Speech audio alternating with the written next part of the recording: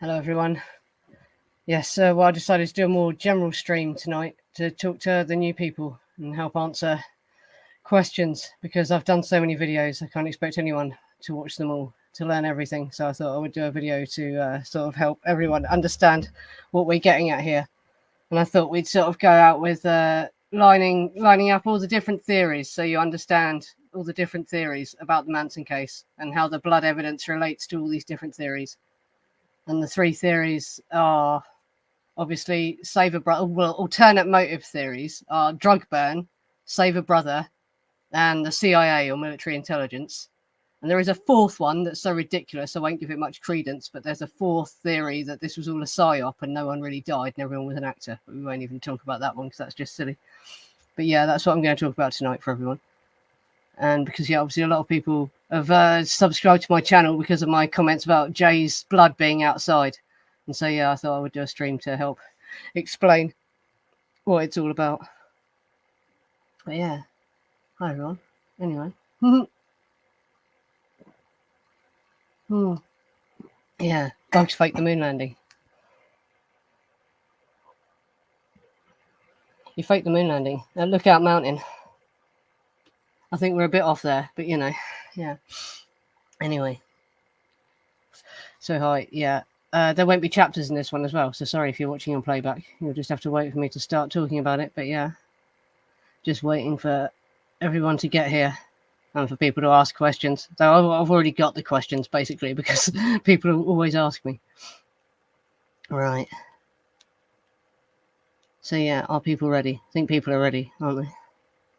45 of you here. So yeah, I think that's enough for me to start, right? So well, first of all, we've got the helter-skelter narrative, which is what everyone is convicted of and what everyone's in prison for, and what is supposed to be the believed narrative, which is that Charles Manson was a frustrated musician who had a gang of followers, and they all worshipped him, and he had them under mind control. And that when he was refused a record contract by Terry Melcher, the manager of the Beach Boys, he went crazy, basically, and he became really paranoid, and he thought there was a race war going to start that was going to be called Helter Skelter. And so he sent his family of followers out to help escalate this race war by killing white people and make it look like blacks had done it. And they supposedly went to random places and killed random people. But the first night they went to Cielo Drive, which was the house that Terry Melcher formerly lived in. So it's like Schrodinger's motive. Did they pick random people, or was that's the first thing that jumps out at me about Bugliosi's motive is, right, what, they picked random people, but they went to the house of Terry Melcher. But yeah, anyway, so they go the first night, they go to Cielo Drive. They park their car somewhere at the bottom of the drive. They walk up the drive, carrying a rope and wire cutters, and they all have knives, and Tex has a gun and a knife. And coming down the drive, they find Stephen Parent, and they stop him and they shoot him in his car, and they push his car back out the way, and then they carry on to the house, and Tex cuts a screen on the window, and he climbs in the window, and then he goes round to the door and he lets Susan Atkins and the girls, but Linda Kasabian stays outside the whole time, right? And so Susan and Krenwinkel have come into the house, and Tex has come into the house, and they walk into the living room and they find Frykowski on the couch. And he wakes up and goes, "Who are you?" And Tex says, "I'm the devil, here to do the devil's business." And Susan is sent off to go and find everyone else. And she finds Jay and Sharon, and they bring them into the living room. And Tex orders Sharon to lay down on the floor. And Jay Sebring says, "Can't you see she's pregnant? Let her sit down." Right? And so Tex shoots him, and the girls immediately stab him to death in the living room. Right? So Jay dies in the living room. According to what they're all convicted of, Jay never leaves the living room, right? And Sharon also is in the living room. They tie her up. They keep her in the living room. And for some reason, they start on Frykowski first. They start stabbing Frykowski, and he gets Susan by the hair. And so Tex has to run over and start stabbing him to release Susan. And they shoot him, and he runs out onto the lawn, and they stab him on the lawn. And Patricia Krenwinkel chases Abigail Folger down the corridor through Sharon's bedroom and out round the pool, and to the point on the lawn where she is stabbed. And basically, that's it. Everyone's dead. That's the helter-skelter narrative. Basically, no, not yet, because Sharon's not dead yet, is she? No. And then they come back into the living room and they torture Sharon, and Sharon is the last person to be killed, having never left the living room. Basically, that's the helter-skelter theory, right? But if you look at the blood evidence, there's actually evidence of Jay and Sharon's blood outside the house. So if Jay and Sharon never left the living room, why is there blood outside the house, right? So this is where the alternative theories come in, because the alternative theories are that actually the Manson family weren't just a cult surrounding Charles Manson. They were a criminal gang. They were drug dealers. Charles Manson was pimping the girls to people in Hollywood. And so all these people in Hollywood that Manson knew had slept with these girls who he was sex trafficking. So that was a huge, problem for the people in Hollywood when all these murders happened and it came out. So they had to cover it up. So they had to make up a story, basically, yeah. And they actually went round the house because Wojtek Frykowski, and we can show you evidence of this. Wojtek Frykowski was dealing drugs, which Abigail Folger was apparently bankrolling. They were dealing drugs from the house. There's evidence the FBI were tracking trunks that were being shipped between London and the house that contained dangerous drugs from Roman Polanski to Wojtek Frykowski. So Roman Polanski was in on the drug dealing as well. And the theory is that Linda Kasabian had given $2,000 to Frykowski for MDA that never arrived. So they went up there to intimidate them for drugs. So they never bloody climbed over the fence and cut the phone wires on the way in. Yes, sorry, I missed that out, didn't I? Yes, they climb over the fence and they cut the phone wires on the way in. So like, drug burn theory is basically they never did that, right? They just walked in. And in Charles Watson's psychiatry report, he actually says twice when he's asked how he got into the house, he says he walked in the front door. He never says anything out about cutting the screen. So yeah, so it's bullshit, basically. They walked in and an argument kicked off because they didn't get their money or they didn't get their drugs, basically. And things went crazy and everyone ended up getting murdered, basically. And this is what drug burn theory is. And this is why it all went so wild. And drug burn theory is that Wojtek and Abigail were killed first because they were the ones who had ripped off the Manson family. And then they had Jay and Sharon and they were trying to intimidate them to get drugs or money or whatever. And so the theory is that Jay Sebring had drugs at his house. So they were trying to move them out of the house to cars in order to go to Jay Sebring's house. And one of them tries to run, which causes them to start stabbing them outside. And I'll show you the pictures in a minute. If you look at the pictures of the blood, it looks like Jay Sebring was actually left bleeding on the porch for a long time. And it looks like Sharon, they started to stab her outside, but then brought her back into the house where she was ultimately killed, basically. And so, yeah, that appears to be what happened. We will never know exactly what was going on outside the house or why. But it's very clear that Jay Sebring did not die just in the living room. Jay Sebring was outside at some point, which means someone moved his body, right? So people went back up there. And there's the sound reports. I talk about the sound reports, right? People were hearing around the place, all around Cielo Drive. They were hearing things going on all through the night. And everything that is in the official narrative was supposed to be over by about 12:30 a.m. because they're apparently outside this guy's house hosing themselves down at 1 a.m. or something. You know what I mean? So like, it's just the whole thing is just crazy. Yeah. Right. Linda's drug ban only came up during the penalty phase, not during the grand jury. Not what she told the two women in prison. Well, who was telling the truth, really, as well? That's the thing. About what she told the two women in prison. Yeah, well, that was also, just a fucking... She was told by the lawyers what to say to the women in prison as well. That was part of the Bugliosi cover-up. The story that she told the women in prison. She was already under the spell of Bugliosi, basically, and having to say what he said, because they were telling her that if she did what they said, she would be out within 12 years and might get her son back, right? So Susan started saying whatever Bugliosi and Caballero told her to say, basically. And Susan, during the penalty phase, does start talking about Linda saying that she was ripped off by the people at Cielo Drive.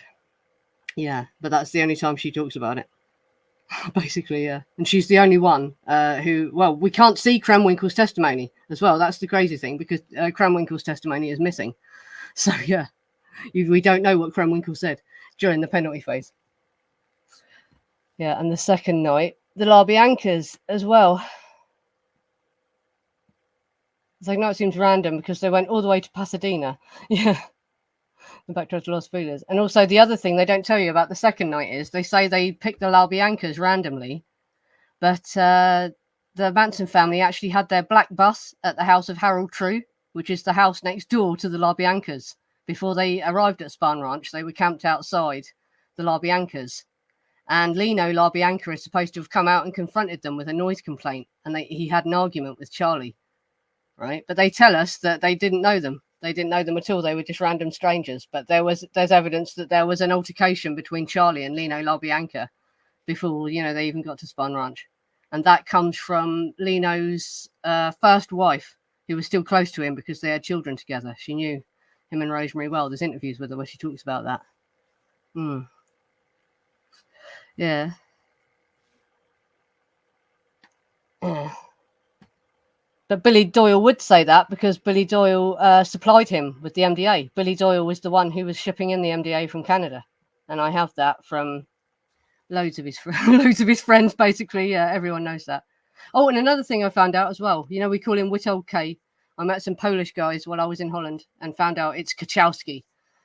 Right? He's Witold Kachowski, we should call him. Yeah, that's his name. But Witold Kachowski is the one who told the police that Wojtek was picking up guys from Canada from the airport who were bringing in MDA. Yeah. Yeah. Yeah, they probably also creepy crawled the house, or had they been in there? And also there's some like tenuous evidence that Tex knew the daughter, Susan LeBurge's boyfriend, Joe Dorgan. Oh, what was she called before? Struthers, Susie Struthers. At the time, she was called Susan Struthers, and she was dating a lad called Joe Dorgan. And apparently, Rosemary LaBianca was scared of her daughter, and they had been dealing drugs together, and they were in a dispute at the time of her death. Yeah, and also you get Susan Struthers in the 80s making these weird statements at Texas parole hearings saying forgive him and let him go, which seems quite suspicious, doesn't it? Like he had something on her and he was blackmailing her. But it's all very odd. Yeah. Sorry, just looking at the chat, see what people are saying. Yeah, and I'll show you this picture first. Anyway. Oh, sorry, wrong one.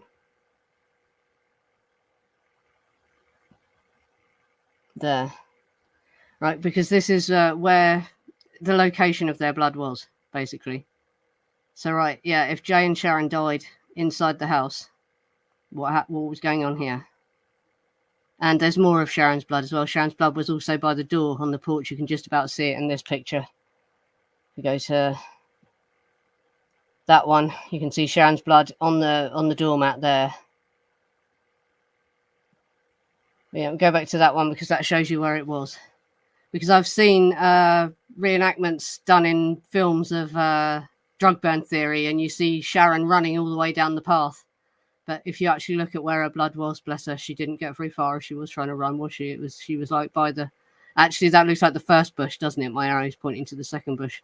But she didn't get much further than the first bush if she was trying to run. Yeah. Yeah.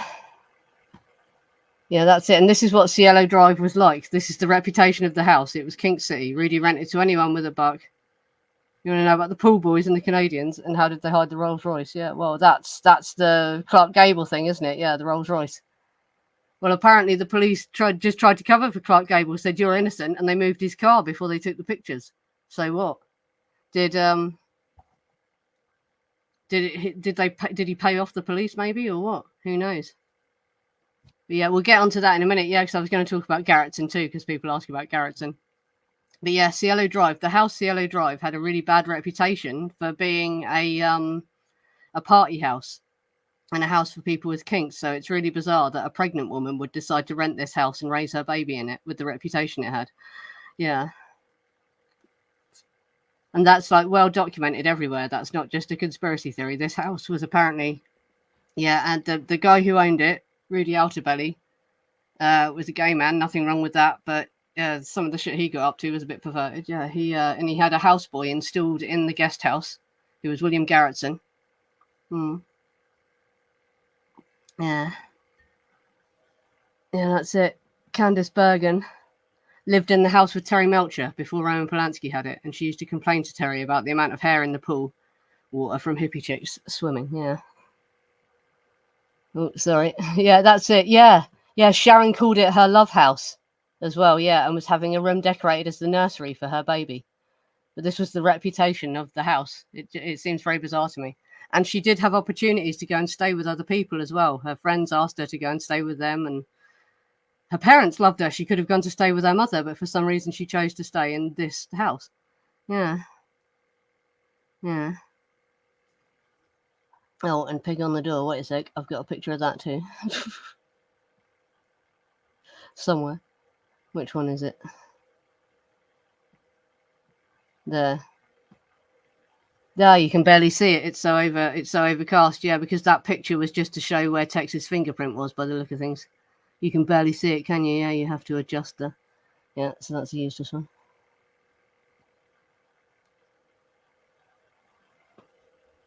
Yeah. Yeah. Oh, do you think it says pig? Yeah, because there's. Oh, this is a bad picture of it. Wait a second. Let me try and find one where you can actually see the writing better. No, we'll have it in this one. Sorry. Wait a minute.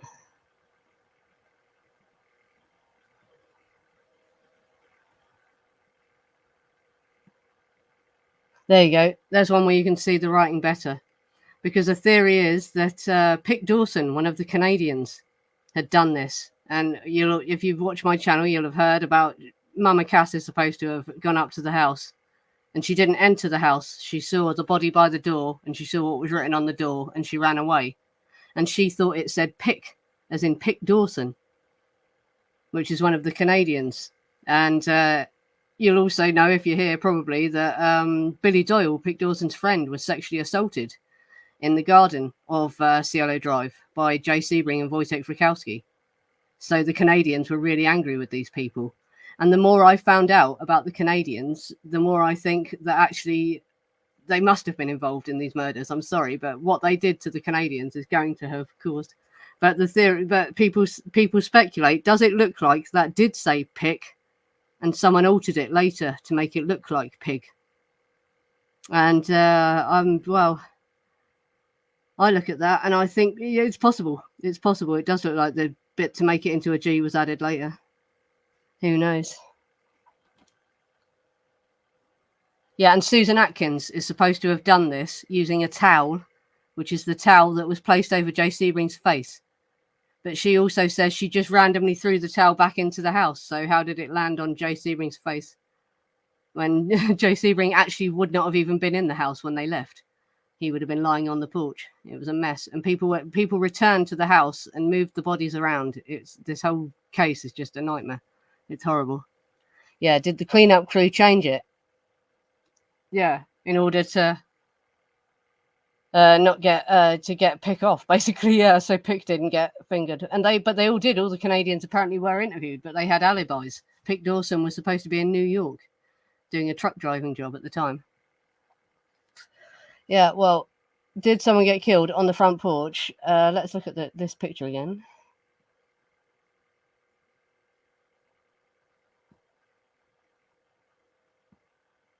It sure looks like it, doesn't it? Right? That doesn't look like a little bit of blood spilled and then the guy was all right and walked off, does it? Bearing in mind, by the time they took this picture, that blood's been drying in the sun as well. Look at the amount of the blood there. I definitely think that looks like someone fell down there and bled to death, and then they were moved later. But, you know, I'll leave it to your opinion. Yeah. That's it. I always have as well. And I didn't have time to get the picture up because I normally would not show pictures of the bodies on this channel. But if you look at Jay's body, there's actually a part of his shoulder that has no blood on it, though the rest of his back is coated in blood, as if that is where he was propped up against the pillar. So the blood didn't go on his back. And if you look at the pictures of his body inside the house where he was found, there's very little blood around his body. Whereas around Sharon's body, there's a lot of blood, as if she did bleed to death on the spot where she fell. But Jay Sebring, there's hardly any blood around him. Yet there's all of this blood of his on the porch. So where do you think he bled to death? You know. That's it. That's it. Yes, a lot of people died. Yeah. Well, most people agree. But yeah, some people. But the other thing that people would say is the police messed up the evidence so much. Can we be certain that that was Jay's blood? And well, he was blood type OMN. Look, that's all their blood types. Look, you see that? Parent was BMN. Frykowski was BMN. Folger was BMN. Sebring was OMN, and Sharon was OM. And this blood was OMN. So this is supposed to be Jay's blood, basically. Yeah. Yes, definitely. This is my big thing, but this is my whole thing, new thing that I've brought to the table. The reason that people shout me out is because I found out more about the Canadians than other people have because of my videos. People who knew Harrigan and Doyle contacted me and have given me more information, and I uncovered the identity of another Canadian, Billy Doyle's business partner, that had never been heard of before. And yeah, it gets pretty crazy then. Because I've since found out that this Billy Littler, Billy Doyle's business partner, made Billy Doyle and Charles Tackott fake passports. So it looked like they left for Jamaica before they did. So Billy Doyle could have been in LA the night this happened. Yeah. Yeah, that's it. That's the thing. I wonder what the real story is. I wonder if we were near it with all the different takes on it. Yeah, that's it. Well, we'll never know, will we? That's the crazy thing. We could all be wrong. But all we know is what Bugliosi says was not right. You know, it's crazy. No,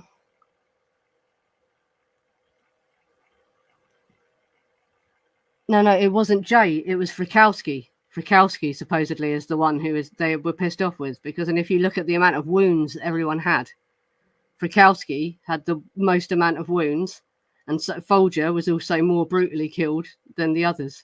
Jay Sebring and Sharon actually got off lightly compared to Frykowski and Folger.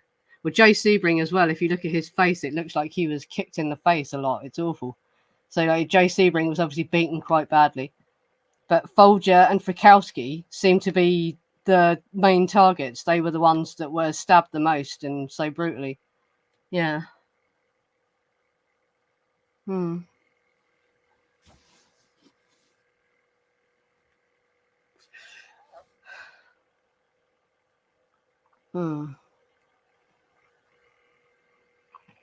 Oh, sorry. Yeah, shocked just learning the blood evidence. Yeah, well, this was what blew my mind when I looked at it, because I heard drug burn theory. And I thought, oh, yeah, I believe it, but I bet it's impossible to prove it. And I went and looked at the evidence, and it's like, oh, my God. It's so obvious, yeah, that something's off. I can't believe that people didn't question this more at the time. I can't believe these people's convictions stood. Not that they're innocent. No one is saying they're innocent. They deserve to go to prison, but they've been convicted of a load of bullshit. This is not what they actually did. This is the crazy thing. And so, it is. It's just awful. And what were they covering up? There's many, many rumors about what they were covering up, but the clearest one seems to be drug dealing. It was to do with drug dealing. And then there's all these rumors about the pornography that was being made and that they had to cover up, so basically to cover up Hollywood stuff. And the murders of the LaBiancas and Shorty Shea and Gary Hinman were secondary. So no one cared about them. They only cared about the famous people, just so shocking. Charles Manson had nothing to do with it. Well, Charles Manson did not order them to go out and kill people, like they said. But Charles Manson, when they came back and told him what they had done, he went up there to try and, to see what they had done, because he didn't believe them. I don't think he thought that they had it in them. And from what I've heard from people who spoke to Charles Manson about it, Charles Manson was shocked when he saw what they did. Charles Manson definitely did not order them to do this, and he was shocked. And I don't know if he helped to carry the bodies or move the bodies or what, but he definitely saw it. He went up there and did it. And he was trying to distract the police, probably. And Charles Manson is supposed to have left the glasses as well. Charles Manson said in Yul Lemon's book that the pair of glasses that were found up there, Charles Manson took them there and left them there just to confuse the police, like as a red herring. Yeah. Do I think they got it worse because they tried to escape? No, I think they got it worse because they were the ones who had ripped them off for the drugs. They were the main ones who had ripped them off. Yeah. That is why I think. And Frykowski had it the worst. Frykowski's the one who stabbed them most. But what they did to Folger's face has always disturbed me really badly. So, like, that's because that's very, very personal. So they obviously had it in for Folger as well. And Sebring looks like he was beaten to hell. Basically, yeah, if you look at his face as well, his facial injuries. But I'm not a forensic expert, and I know that blood can pool in people, and Jay Sebring's body was laid on his front, so it's possible some of the marks to his face could have been blood pooling in his face. But to me, it looks like he was beaten badly. His face looks bruised. But yeah, I'm not a forensic expert, so I cannot be sure if that is why his face looks like it does. But it definitely looks like Sebring was beaten. Yeah. Yes, and excuse the C word, but yeah, apparently when they returned to the ranch, Susan said to Manson, "I just killed for you, Charlie," and he said, "No, you dumb cunt, you just put me back in prison." That's what Charles Manson said. So Charles Manson did not order them to go out and execute them. He didn't. He didn't report them to the police when they told them what he'd done. That was his offence. He was an accessory, and if he went up there and messed about with the bodies and everything, then that's abuse of the corpse and loads of other offences, isn't it? But he did not order them to go and do it. That's the big lie about it. Yeah.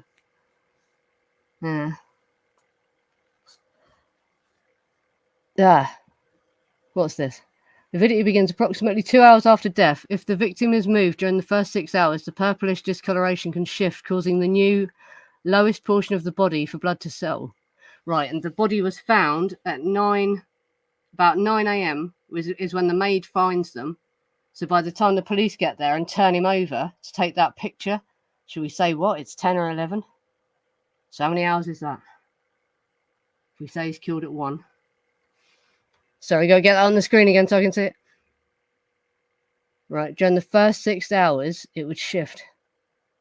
So, yeah, no, it would be within 6 hours of him dying. Right, yeah, so maybe it is not. Yeah.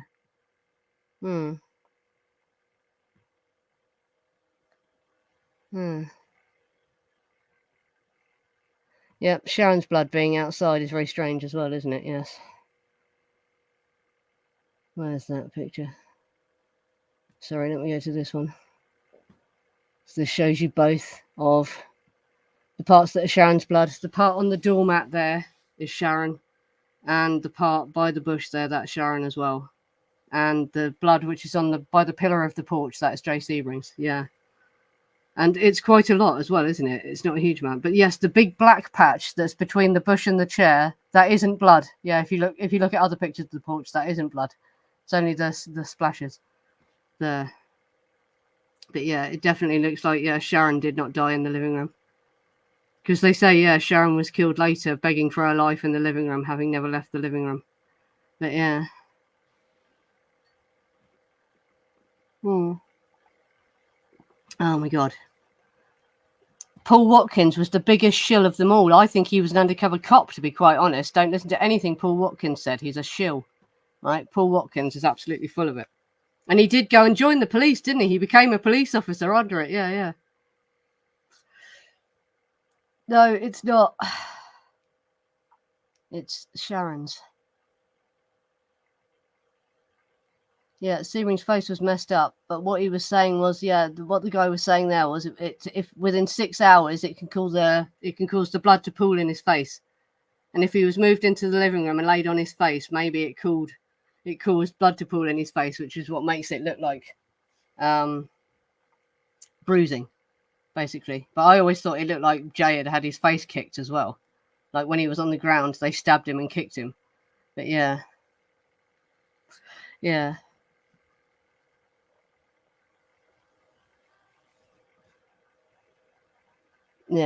Well, she's supposed to have never gone inside, but yeah, people pretty quickly changed their story on that. In fact, in the penalty phase, you get Susan saying Linda handed her a new knife when she lost her knife in the living room, because a knife was found down the chair. Wait a second, I've got a picture of the chair somewhere.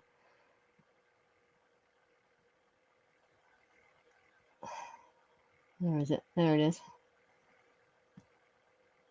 a knife was, that Susan's knife was found there, right? So Susan lost her knife, and she said Linda handed her another knife inside the house. So Linda was in the house. Yeah.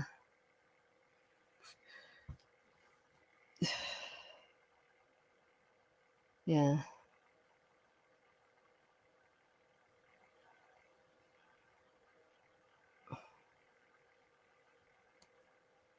Yeah, that's it. Why do you think it took 20 years for him to write Chaos? And I've heard from people that knew him that Chaos was going a very different way for a little while. But then suddenly it changed, yeah. And he nearly got sued by Penguin because nothing was happening. Well, he did get sued by his publisher, yeah, because it took so long. So I think he had to cobble something together at the last minute. That's why Chaos turned out the way it did. Yeah.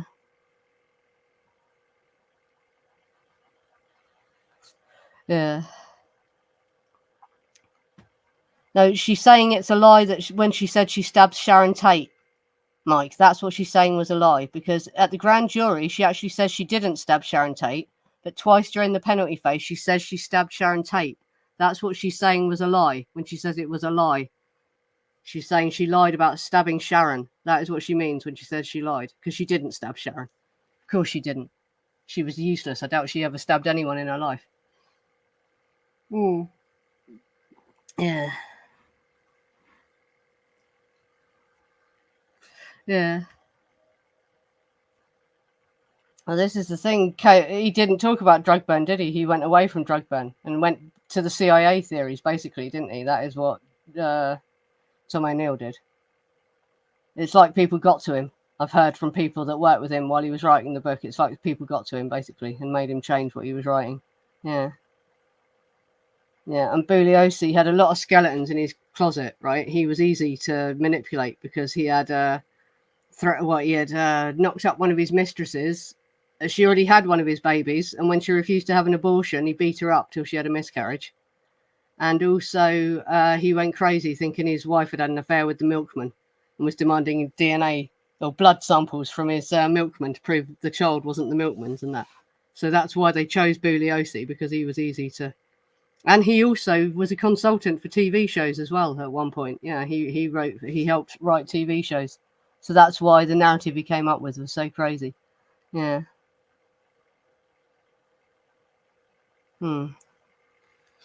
Which girl claimed to kill Hinman? Leslie said, right, I've showed this, I've spoke about this. Leslie said in the penalty phase that she saw Susan kill Hinman.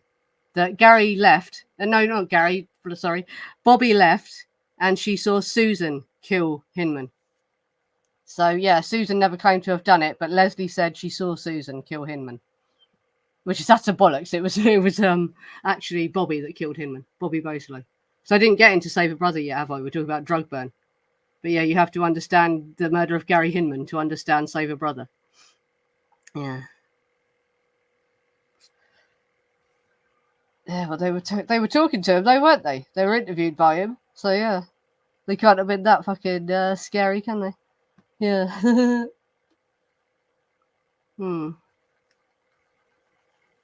Yeah. It's unusual for a prosecutor to bring a writer to trial with him, yeah. Oh yeah, Altabelli apparently didn't even remove the carpet with Sharon's bloodstains on. Right? He used to show people Sharon's bloodstains at parties. That's how sick Rudy Altabelli was. And he tried to charge Roman Polanski and Sharon Tate's family for removal of the blood, cleaning of the blood, and he never cleaned the blood. He left the blood on the carpets apparently and used to show it to people at parties. Yeah.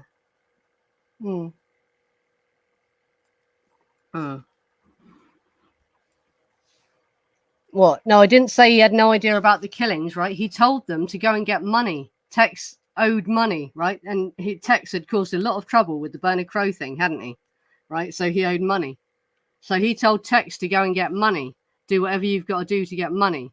He didn't tell them to go and kill everyone. So when they came back and said they had killed everyone, he didn't even believe them. He had to go up there to see what they had done, right? And when he went up there, he was horrified by what they had done. He just wanted them to rob them or get their money or get drugs or something. That's what I'm saying. Manson did not tell them to go and kill everyone. He just told them to go and get money. and he was horrified by what they had done when they got there. When he got there and saw it. Hmm.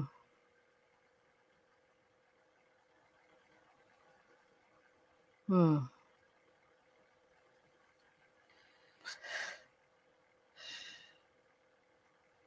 Yeah, no, he didn't replace the sofa, and he didn't change the carpets either, apparently. The carpet was still there, yeah.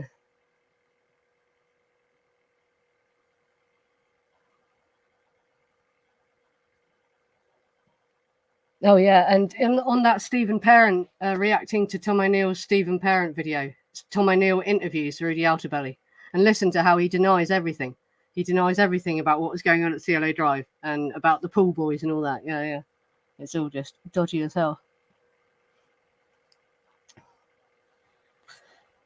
Did he tell them to kill the LaBiancas? Well, supposedly, yes. Supposedly he did. He told them how to do it right this time, didn't he? He told them not to make them panic. So, yes, supposedly he did tell them to kill the LaBiancas. But not the people at CLO. No. They were supposed to just rob CLO.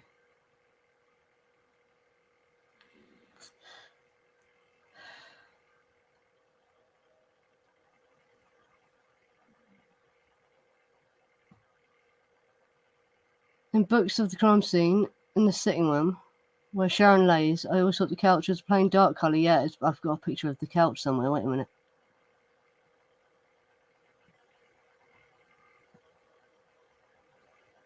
Yeah, that's the couch. Oh, it's brown. It's a black and white picture. But that's to show you the pool of Sharon's blood, to show you how much blood was under Sharon, which makes it look like she did die in the living room, doesn't it? Basically, it looks like she bled out there. But it's brown. It's brown velvet. Yeah, so it's kind of a dark brown colour.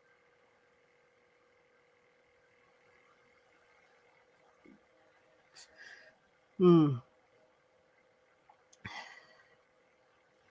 Yeah, well, maybe looking at that blood, it probably soaked through the carpet, didn't it? So yeah, there were blood stains on the floor still after the carpet was gone, and those are the stains that he used to show people at parties. Yeah.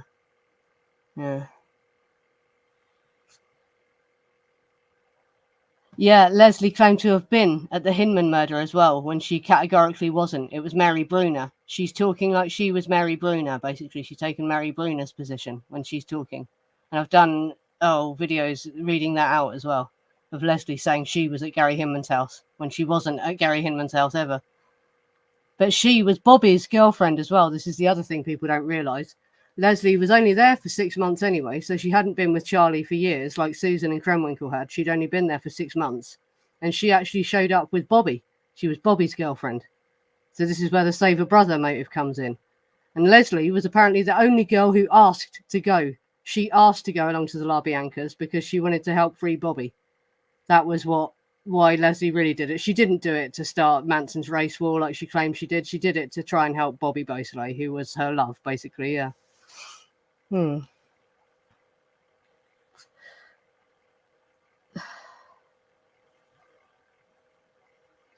Hmm.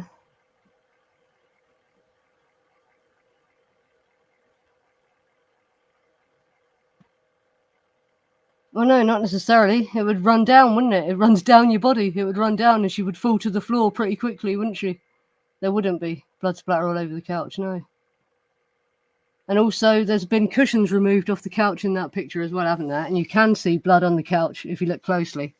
There is blood splatter on the couch. So, but and there's blood splatter on the floor over there.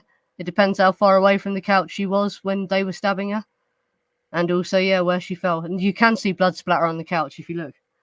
Yeah, and there's blood splatter on the carpet around that. It's horrible. Yeah. Yeah, that's it. Leslie was Bobby's simp. That's the other thing. Yeah. Hmm.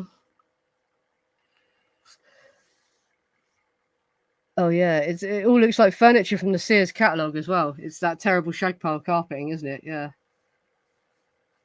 All the furniture's awful. It looks like a holiday let to me, that house. Like the kind of house you would let out. And if you look at the pictures of the guest house is the one with the really nice furniture, which is where Rudy himself lived, wasn't it? And he used to let this out. Yeah.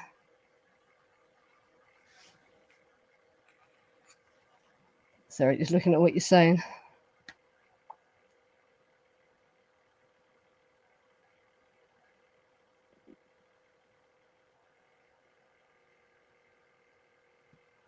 Yeah, did she and Susan say that to cover for Mary? Yeah, that's another strange one, isn't it? I think that might have been the reason, yeah, because Leslie, basically what Leslie's talking like is like she's taken the position of Mary Bruner. So maybe, yeah, she was trying to get Mary Bruner off. But I don't understand why they were still trying to free Bobby, because Bobby had already been sentenced at that point, right? When they were at the penalty phase, Bobby had already been sentenced to death, so it was too late anyway. So I don't know why the hell they did that. It's very confusing. It only just goes to show how crazy the poor girls still were. They were obviously very messed up by all the psychedelics they'd done, hadn't they? I think they were just crazy. They didn't know. Yes, the girls all tried to take the fall for the guys, basically. And you can hear Susan saying they thought Bobby and Charlie were gods. They believed that Bobby and Charlie were gods. And they were trying to take the fall for Bobby and Charlie, basically. That's the crazy thing. Mm. Mm.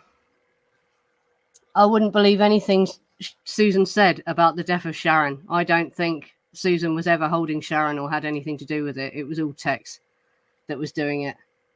And also, I wonder if there was a second man there. The police thought there was a second man there.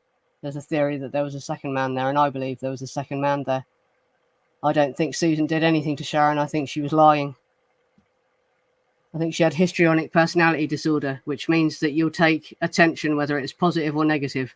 So she said that just to get attention, basically, because of her personality disorder she had. And she regretted it later, because the rest of her life she said she lied, didn't she? But yeah, she said that in court, so no one's ever going to forget, are they?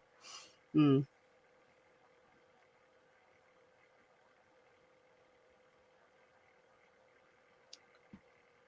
Yeah, and that comes from his manager originally, doesn't it? That's the original source for the rumor about Cary Grant being out there.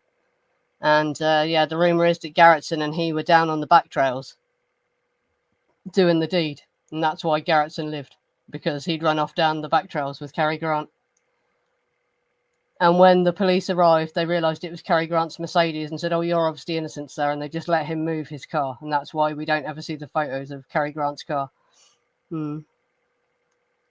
Yeah. Yeah, Garretson and Parent were both there, yeah.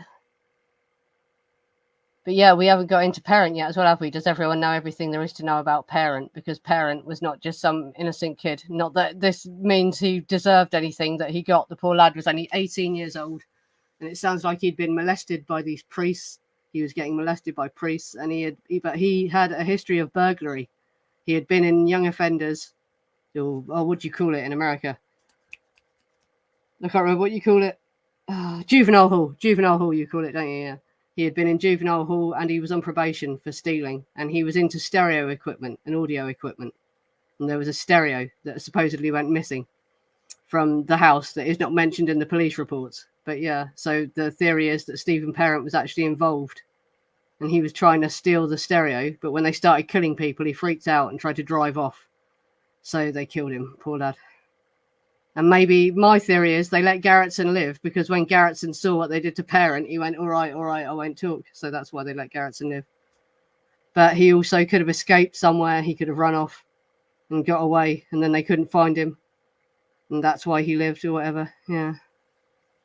Hmm. Yeah, well, that's another point as well. He didn't need to tell them to kill the LaBiancas. Yeah, he got out of there and probably knew what Tex would do and wanted no part of it. And told Linda to get rid of that. No, she's meant to have got rid of the wallet. No, it is that night, isn't it? Yeah. But I don't even believe that wallet was placed there by Linda. I think Bugliosi planted that later just for the photos. So I think it's all bullshit. All bullshit. Yeah. Hmm. Yeah, that's the thing. Why would the cops cover for Cary Grant? Why would the cops cover up for all the other people though as well? They obviously were covering up for Hollywood people, weren't they? Because look at everything else they covered up.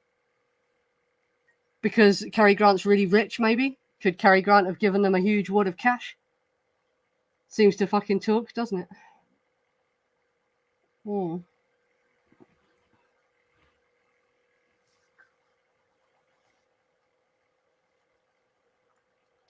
It's really hard to interpret the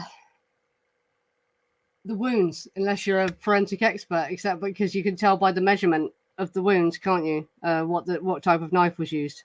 But that's all it tells you is the width of the wounds, and they all appear to me to be from the same or similar knives, but I'm not an expert. You know, we need to get a forensic expert to help analyze this, don't we? It's hard to tell from what it tells you in the autopsy reports what knives were used and were different knives used. But yeah, the width of the wounds seems to be roughly the same, and the depth is different, suggesting people who were stronger and people who were weaker. So suggesting, yes, the girls did do some stabbing, but Tex did most of the stabbing. And the deeper wounds were probably Tex, and the girls did the more superficial wounds. That's basically all you can tell without being a forensic expert, isn't it, really? But their autopsy reports are all online. You can read them yourself and try and interpret it yourself. If there was a second man, well, my money for years was on Pick Dawson, because he's actually known to be violent as well. There's several records of it. He had already tried to strangle Witold Kwiatkowski. I can't say it now. Witold K. It's going Witold K again. Kwiatkowski. Witold Kwiatkowski. He'd already tried to strangle him because Pick Dawson actually lived at Abigail Folger's house with Witold Kwiatkowski. And Kwiatkowski had attempted to strangle Pick Dawson already, and he had kicked off at Mama Cass's house and smashed the door in. There were several violent outbursts from Pick Dawson, and Pick Dawson had also been thrown out of a party at Cielo Drive. It was Doyle, Tackott and Dawson that had been up at the Cielo Drive party and got kicked out as well, wasn't it? So my money was on Pick Dawson. But now I know that Billy Doyle could have been in the country. My money's on Doyle himself, because he was the one that was sexually assaulted. And I wonder if Bill Littler could have been with him as well. So it could have been Bill Littler or Billy Doyle, who was the second man. And Bill Littler was the one with the most military training. So Bill Littler would have been a good candidate. But yeah, Pick Dawson was in the country. He was supposed to be in New York, though. He had a motive. His motive was he was in New York. Yeah, that is pronounced Kwiatkowski. I asked Polish guys, how do you pronounce that? You pronounce it Kwiatkowski. That's how you pronounce that, yeah. Yeah. That you think it's Pick Dawson. I thought for years it was Pick Dawson. But now I know that Billy Doyle could have been in the country. My money's on him, to be quite honest. Yeah. That Doyle himself was there. And his friend Bill Littler was a really, really highly military trained guy who ran security for the Black Panthers and motorbike gangs, the Toronto Vagabonds. He trained guard dogs for the Toronto Vagabonds and ran the security at Rochdale College. And there's loads of pictures of him at Rochdale College on the security desk, so that's definitely true. So yeah, he was a very dangerous dude as well. So it could have been Bill Littler, could have been Billy Doyle. But yeah, I find it hard to believe that now that I know more about the Canadians, I find it hard to believe the Canadians didn't have anything to do with it, to be quite honest.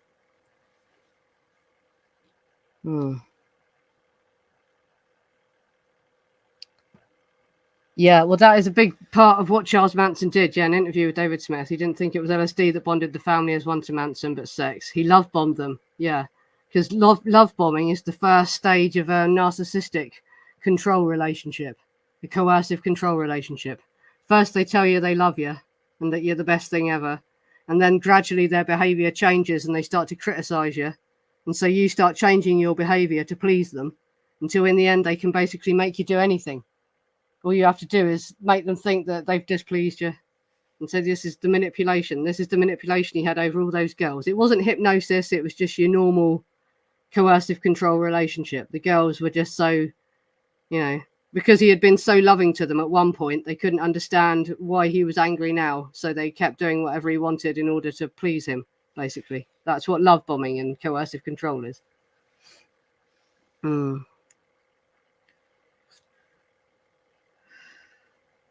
But yeah, no, it was definitely, that was how it worked with these Manson girls.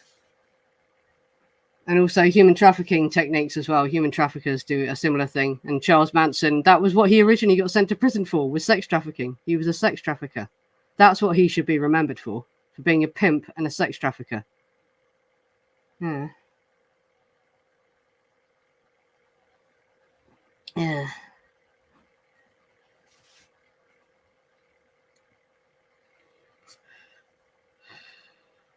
Sorry, just looking at the chat.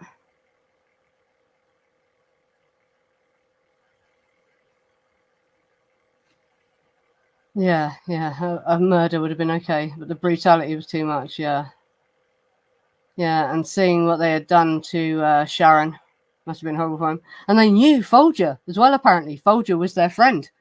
And though he was angry with her because she'd apparently refused to give him more money. Oh yeah, this is the other thing you need to know if you didn't know it. Manson apparently knew Abigail Folger, and we have evidence that she funded a concert that Bobby Beausoleil played at. But the rumor is, what we can't confirm, is that she was funding Manson. She gave Manson money, and she had refused to give Manson money again. So this might be another reason why they went so hard after Folger.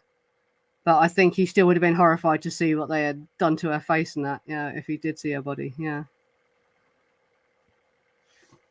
Yeah, Charles Manson was a Romeo pimp, or a lover boy pimp. They called them lover boy pimps as well. Which is where they convince you you're their girlfriend. They make you think that you're in a relationship, and then they start pimping you out. Yeah.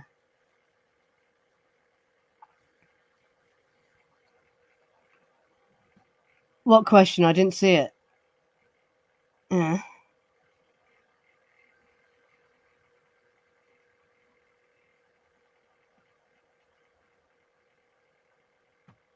Because Charlie wouldn't snitch. He lived under a criminal code, wouldn't he? Didn't he? He would never snitch. Charlie would never ever snitch on anyone. So because he would never snitch. He was not a snitch. He lived by the criminal code. He was involved with bikers as well, wasn't he? Yeah. Yeah. Manson said he knew Folger for 2 years. Yeah. Oh, sorry. Yeah, that's it. By today's terms, he is a pimp and a human trafficker. Yeah. And that's what he should be remembered for, not for some kind of genius who mind controlled these girls. He was just a bastard, wasn't he?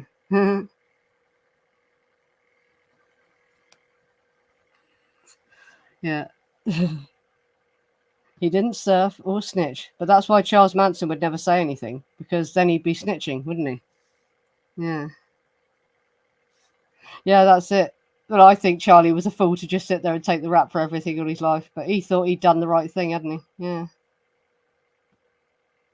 But yeah, even if he got a second trial, apparently, he still would have refused to snitch. So it would have been pointless, because he never would have told what he knew, you know.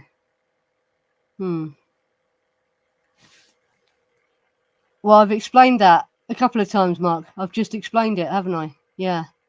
He sent them up there to rob them. He didn't know they were going to kill them, right? So when they came back and said they had killed everyone, he went up there to see what they had done and was horrified by what they had done. I've already explained that, Mark.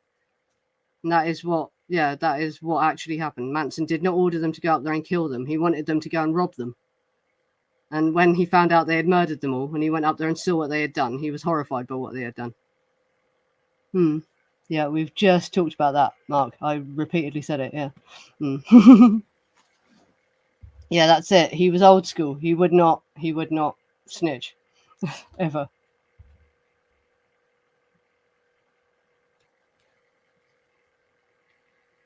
And also the reason these people act so crazy is as well, so they can get away with suddenly speaking the truth, because who would believe them? There's a Ronaldo interview. I think it's the Ronaldo interview where Manson suddenly comes out with something like, and Tex told me he had a beef with the people at that house. And I said, well, you go up there and you do what you got to do. It sounds like he's talking about some kind of drug burn, doesn't it? I'd have to find all these clips where Manson says something that sounds like he is implying drug burn theory. It does happen. Yeah. Yeah, that's it. Well, fucking hell. I think everyone is shocked that the jury believed the helter-skelter theory, basically, aren't they? Yeah. No one can believe that they actually bought the helter-skelter theory.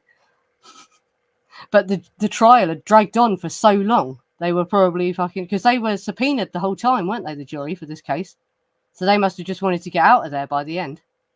So I can imagine in the end, the jury just went, yeah, guilty, because they just wanted to get out. It lasted for a ridiculous amount of time, didn't it?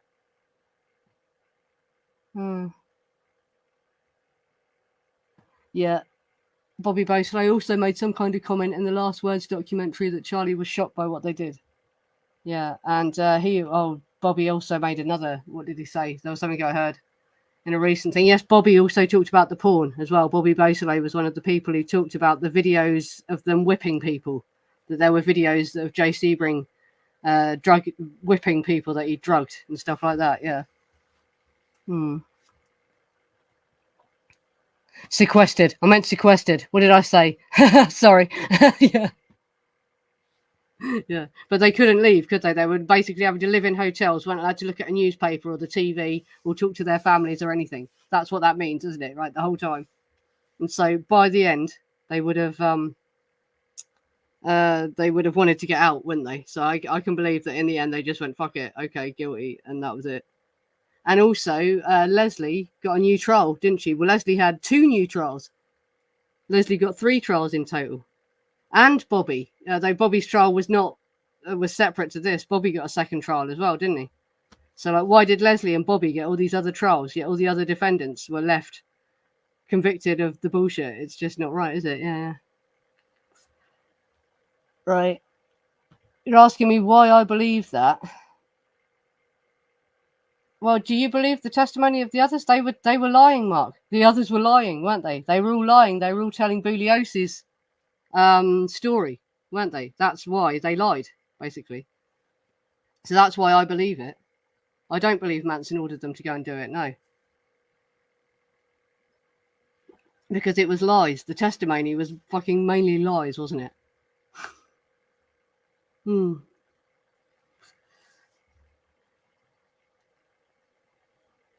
Yeah, Leslie got out for 6 months. Leslie was out for 6 months during the 70s while she was waiting for her 3rd trial to start, weren't she? Yeah. Sorry, just getting a Facebook message here. Yeah, that's it. Yeah. Did Charles Manson kill anyone himself, right? Well, I believe Charles Manson's guilty of murder because he went to Gary Hinman's house and slashed his face and then left. But that made Bobby basically have to kill Gary Hinman, didn't it? Because they had cut him, basically. So if Charles Manson hadn't done that, Gary Hinman might have lived. Yeah. And basically, so I think Charlie Yes was guilty of killing Gary Hinman, though he wasn't the one that stabbed him in the chest. And also Shorty Shea, he apparently slashed Shorty Shea. But Tex and Bruce and TJ and another one were the ones that did most of the stabbing of Shorty Shea.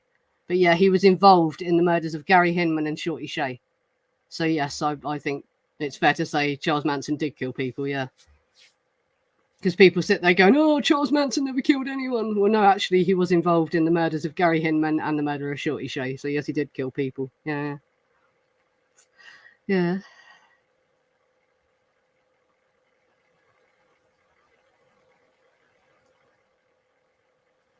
Yeah.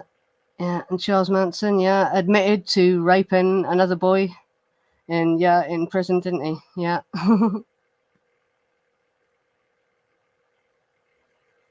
Oh, yes. Yeah. And Bernard Crowe, but Bernard Crowe didn't die. But Manson didn't know that. Right, Manson apparently didn't know that Bernard Crowe was still alive. But I find it difficult to believe that the Manson family never found out that Bernard Crowe wasn't dead. But we're told that they didn't find out Bernard Crowe was still alive until Manson saw him in court. But yeah, Manson apparently believed he had killed Bernard Crowe, but Bernard Crowe lived. Yeah.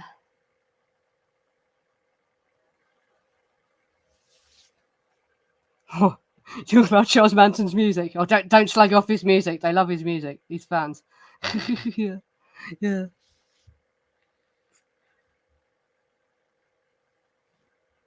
Oh, well, yeah, talking about Leslie. This is what Leslie says. Well, that's what Leslie said during the penalty phase, isn't it? But she took that back. But now we're talking about the LaBiancas. We've changed the subject. But Leslie claimed to have been fighting in the bedroom with Rosemary and to have tied a lamp cord around her neck and put a pillowcase over her head. And she also claimed to have stabbed Krenwinkel, didn't she? But she took all that back at her latter trials, basically. And she claimed that she actually only did the stabbing of Rosemary when she was already dead. But yeah, there is extracts from the penalty phase of Leslie saying that she did stab Rosemary while she was alive. But she later denied that. Yeah.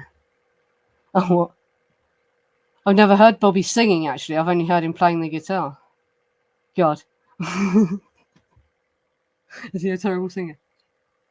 Clem's supposed to be quite good, isn't he? Does Clem sing? I've never heard Clem playing. I know there's quite a lot of photographs of him playing because Clem Grogan, he's actually called Steve Grogan, got let out of prison sometime in the 80s and is now a country musician who plays, apparently. So, yeah, he's not the only one who's out. Leslie is not the only one who's out, should I say. They let Clem out years ago. Yeah. And this is the thing about Charlie. Once he saw what they had done at Cielo Drive, he said, you shouldn't have scared them so much, basically. So yeah, we'll go and we'll do it, but we'll do it right this time. And Charlie's supposed to have tied them up and soothed them and said, it's all right, you won't be hurt. But I think that's bullshit, right? If you look at how horribly Lino's hands were tied, it does not look like he was tied gently, right? It was ripping the skin. There was skin slippage. He'd been tied so tight that it was causing the skin to rip. I don't think that they were tied gently, and I think that Charlie probably worked him over a bit before he left as well. I think, and that he's supposed to have wanted Lino's black book. This is what they say, isn't it? Yeah, and Lino is supposed to have had mob connections, and he's supposed to have had connections to Joe Sebring as well, isn't it? Yeah, Tom O'Neill, as mentioned. Yeah, that Joe Sebring's phone number was in Lino's phone book. And Jay Sebring is supposed to have lent Lino money as well. So there was a connection between them. Yeah.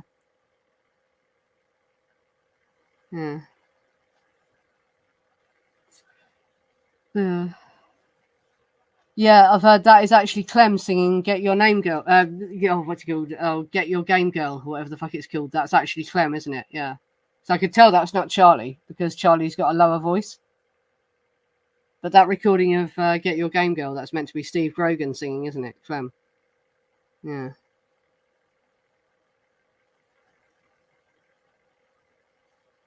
Yeah, that's it. How can you murder someone gently? You meant without making them panic. But that's the story, isn't it? But if you look at the evidence of the LaBiancas, it doesn't look like they were killed quietly or gently or quickly even. Like, so they didn't know what was happening. That, Lino's injuries were horrible. Lino died from one stab wound. The knife got stuck in his neck. The knife went right through his neck and was stuck in his neck. And so it must have taken him ages to bleed out. It's horrible. Oh, his death is the one that haunts me the most because it must have took the poor guy so long to die. It's horrible. I'm not surprised his nephew can't go to any of the parole hearings or hear about it. It's so awful. Lino's death was horrible. The knife went right through his neck, and I think they couldn't pull it out, so they didn't know what to do, so they just left him. And the guy's hands were tied behind his back, so he couldn't do anything. I think that's probably why he ripped his skin so bad trying to get. Oh, awful, awful death. I feel very sorry for Lino.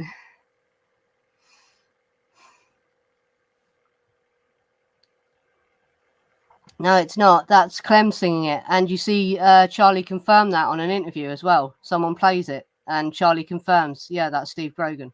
It is Steve singing Look at Your Game Girl. Yeah. Killing me softly with Charles Manson's music. Yeah. Yeah. Yeah, there were loads of crimes. Right, well, I'm going to have to show you the clip now, aren't I? I can't show it because I haven't got it lined up, but I will fucking definitely post it in my group so you can all see it. There is a clip of Charles Manson hearing Look at Your Game Girl and confirming that that's Steve Grogan singing. That is not Manson singing. He's playing the guitar, but he's not singing. Mm-hmm. Oh, no, actually, I can't because the interview got taken down. Shit, yes, it took me forever to find the interview, and now it's been taken down, and I never recorded it. So, yeah, I can't show you that now.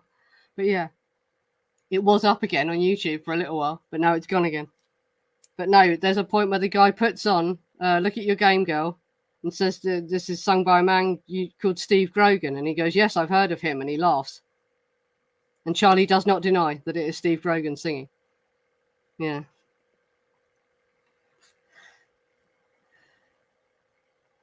Hmm.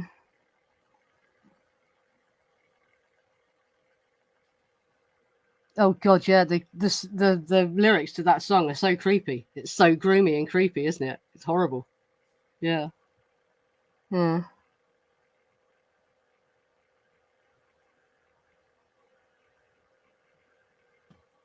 Yeah. Well, I'm not so convinced that it was them that cut the wires at Jay's house that the night before, because a lot of people were targeting them. Jay was in trouble with a lot of people. He was in debt to the mob and all sorts.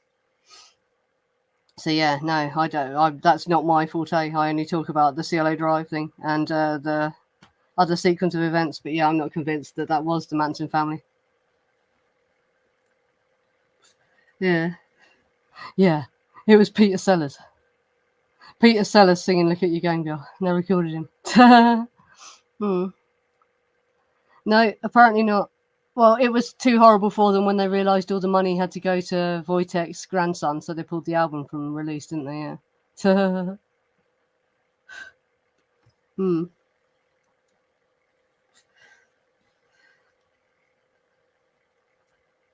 Oh, but talking about the lights at Joe Sebring's house as well, because people were talking about how the electrician, there's a clip of an electrician explaining what happened with the lights, and everyone says he's wrong. And my dad's an electrician, so I played that clip to my dad and said, "Is he wrong?" And my dad said, "Yes." Right? If you cut the wires to lights, it's pretty easy to understand. The circuit's broken, right? So there's no way the lights could flash on. The lights could not flash on and then go off again. The only time the lights would flash on is if there was a battery backup, in which case the lights would stay on until the battery ran out. So there's no way if someone cut the wires, the lights would flash on and then go off again. If someone cut the wire, the lights just wouldn't come on. So yeah, the guy was wrong, but he's not wrong about when he talks about the cable not oxidizing. He's right there. That shows that the cable was cut recently. But he's wrong about the fact the lights would flash on. Apparently, lights wouldn't flash on if you cut the cable. Hmm. Yeah, well, Joe Searing was referred to by Hollywood as the Candyman, not the Manson family. He was a coke dealer to Hollywood, wasn't he? Yeah, yeah, yeah, yeah, yeah. Well, my dad's an electrician, and he explained it better. Yeah, and he says that there's no way that the lights would flash on if you cut the wire, basically, unless there was a battery backup. They couldn't flash on again. So yeah, yeah. No, I'm not ignoring you, Mark. I've repeatedly addressed it. What are you on about? I've repeatedly said. You asked me my opinion, and I've said.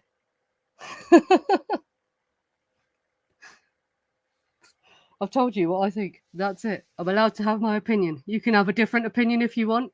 Jolly good. Fine. But yeah, yeah.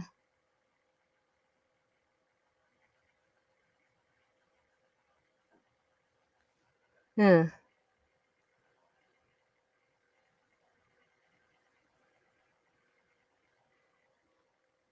Yeah. They didn't flash on and off. Yeah. Yeah, no, but it was in the clip, the electrician, the guy Tom O'Neill is talking to, says they flashed on and off. And yeah, apparently that wouldn't happen. That couldn't happen. Yeah, yeah. Well, they came on and off. But no, they wouldn't.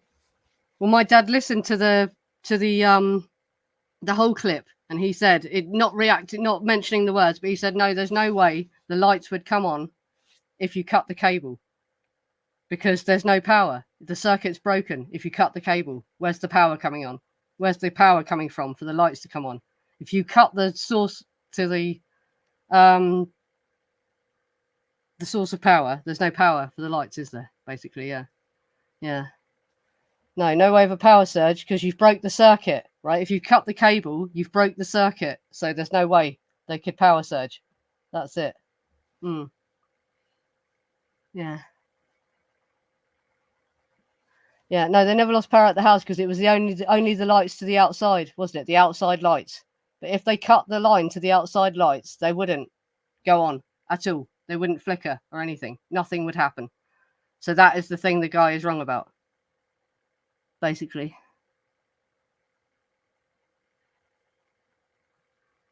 Yeah.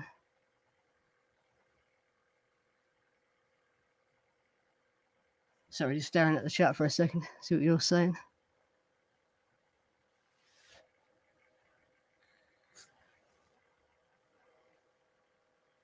Yeah. You can see why it took so long to write Chaos. Yeah, well, you could write a whole book and then suddenly realise everything you said off and have to write the whole thing, couldn't you? Yeah, yeah.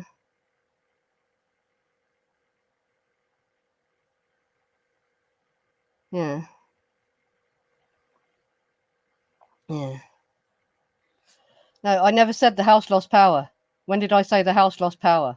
All I am saying is my dad told me if the wires were cut, the lights couldn't flicker on. And my dad listened to the recording. So at some point, someone said the lights flickered on. And my dad said, no, that's not right. The lights could not come on.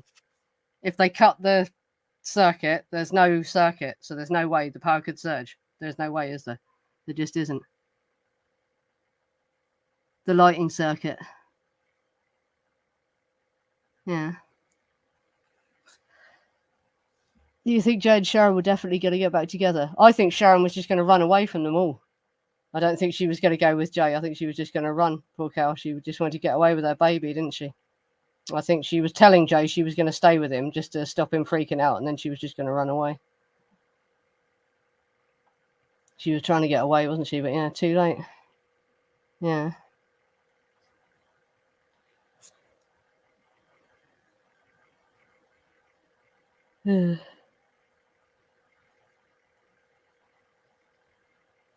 He said the cable TV was cut, but that wouldn't affect the lights, would it? That's not on the same circuit. Cable TV is completely different to the lights.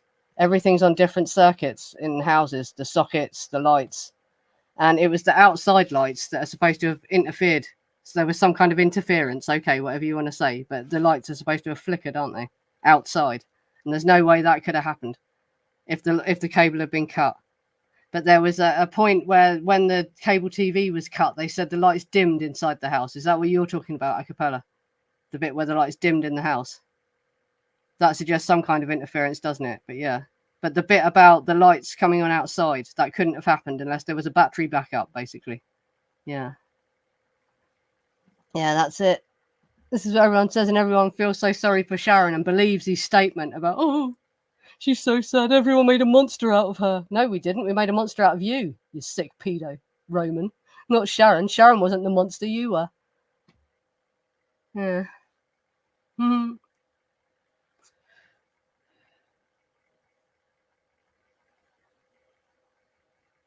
Hmm.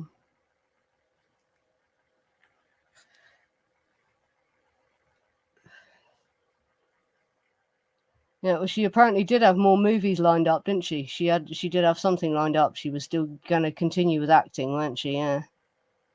Oh, sorry. Hmm.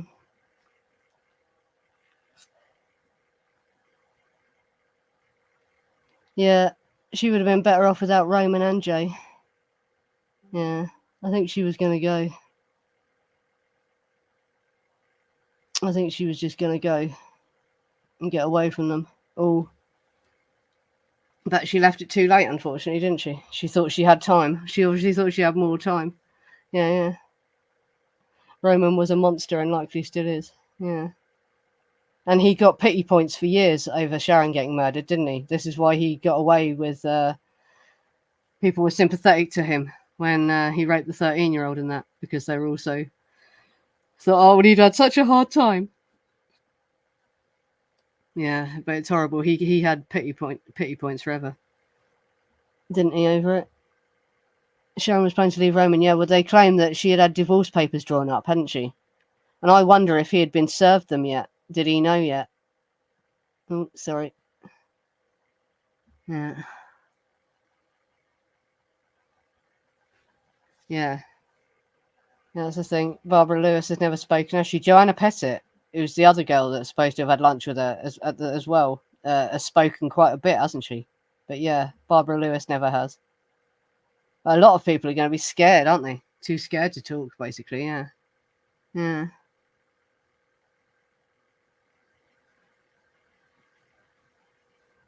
Yeah. Yeah, Sharon was actually richer than Roman. Yeah, she'd have had more money. And she had a contract with Filmways, didn't she? Oh, we could probably find her net worth when she died, couldn't we? Yeah. But that's it, yeah. But she would have had more money than him. And she was contracted with Filmways, and they get like a yearly amount, don't they? If you contracted. So, yeah, she was actually richer than Roman. I don't know where her money went, actually, if it went back to her family or if it went to Roman. But you would guess her husband, wouldn't you? Yeah, her husband would be the direct next of kin, wouldn't he? And that, but then beyond that, it's her parents, isn't it? I think. I'm not sure. So yeah, presumably, it went to Roman, didn't it? Yeah.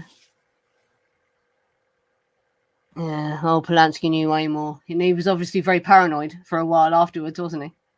Understandably, though, because he didn't know if he was an intended victim or not, didn't he? Yeah, and all that. But also, was he paranoid for other reasons? Because it might come out that they were all drug smuggling, drug selling, creepy weirdos. Yeah. Aha. Court documents would reveal the value of Sharon Tate's estate at the time of her death was $45,400. And what's that on the inflation calculator? Here it is, yeah. Wow. So that's what? 103.98 million, isn't it? Sorry if I read that number wrong. It's on the screen for you. But yeah, so she was way richer than him. And presumably that would have gone to Roman, wouldn't it? Because he's her next of kin. Yeah.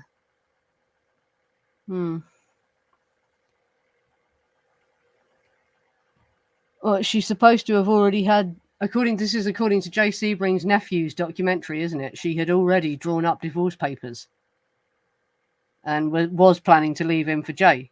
But was she just telling Jay that to keep him happy, and then she was going to run off? But no, she was already trying to. Yeah. Oh, less than $500,000. That's okay. Yeah. Yeah.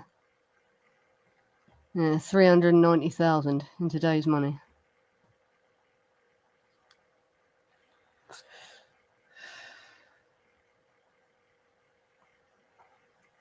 They were empty. There was nothing in the trunks by the door. But Winifred Chapman tells us that they were not there the night before. They were not left there the night before, so they were moved during the night. And she also tells us the flag was on the sofa the night before. So that was not put there by whoever was dressing the crime scene. It was there the night before. But look in this picture, actually. It's been moved, hasn't it? And some of the cushions are missing, which might be why we're missing blood splatter in this image. But if you look closely at the front of the sofa, you can see blood splatter going down the sofa. Yes, horrible. But yeah, that is where the flag would have been. So this is obviously after they had removed stuff from the room, isn't it? When they took that picture. I guess that was it. There was a saddle, which was for Folger, I assume, wasn't it? I don't know.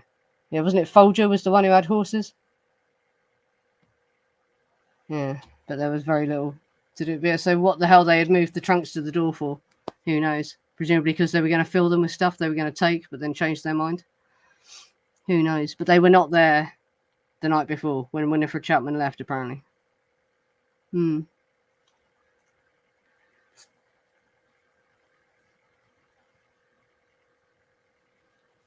was for Deborah. For Deborah.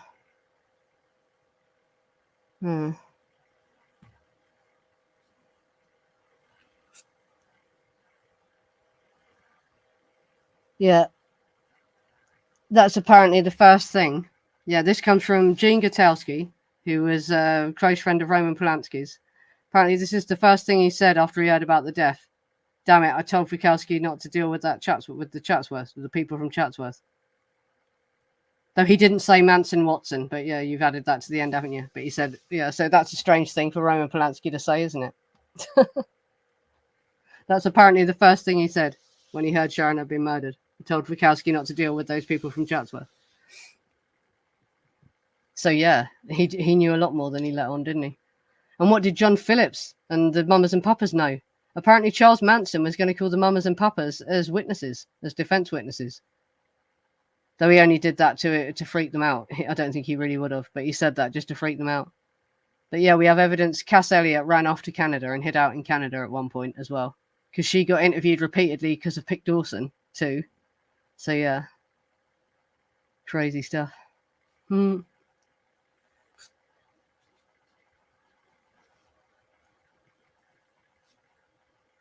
Yeah.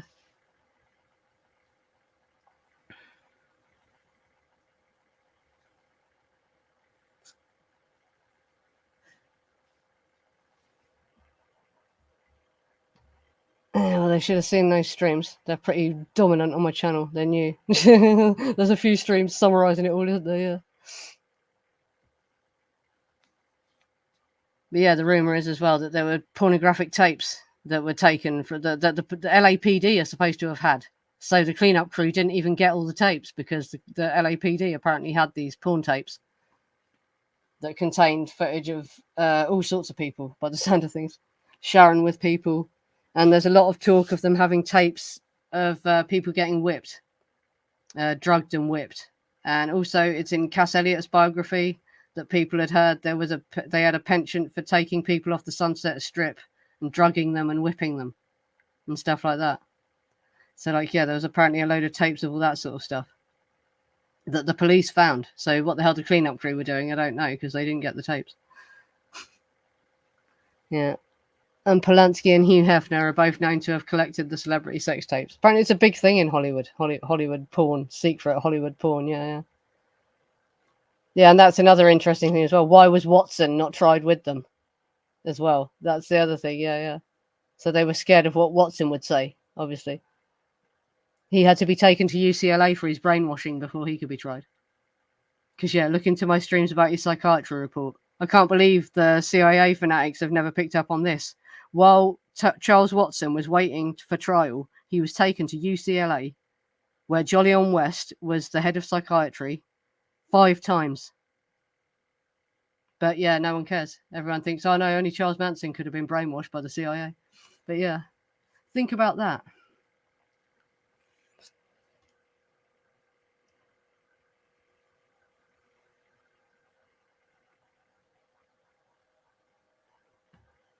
Gene Gutowski, who's like his he was a co-producer. He worked on Fearless Vampire Killers. Look him up.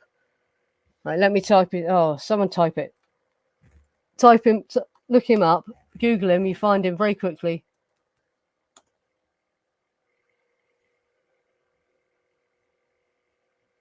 Oh, for God's sake, another message won't send. Gene Gutowski, right? Type that name. You can see it in the chat, and you'll find him very quickly. He was a close friend of Polanski, and he worked on Fearless Vampire Killers. He knew Sharon as well. Obviously, he was close to them, and apparently he was with Roman when he got the phone call about what had happened to Sharon. And the first thing Roman is supposed to have said is, "Oh, I told Fikowski not to deal with those people from Chatsworth." Yeah. Yeah, and Nicholas Schreck extensively interviewed him. And in his second book, he couldn't name the source, but Gutowski said it was okay to name him after he died. So in the current edition, he names him. And apparently, yeah, he and Xena went to his house and interviewed him. And he told them all about it. And also, Gutowski said that he knew Roman had coerced Sharon into making pornographic things as well. So there is more actual accounts of them making porn from people who, why would they want to, they were her friends. Why would these people want to make up nasty things about her if it wasn't true? And also Joanna Pettit said that Sharon had told her that Roman had coerced her into making pornography and made her watch videos of underage girls while they were making love and stuff like that. So, like, yeah, there are quite a few sources for the porn thing, not just people like Paul Krasner. And, what's he called? Dennis Hopper. So they are the 2 first people to talk about it. There's actually other people who were close to Roman and Sharon, who say that Roman made Sharon make pornography, basically. Yeah.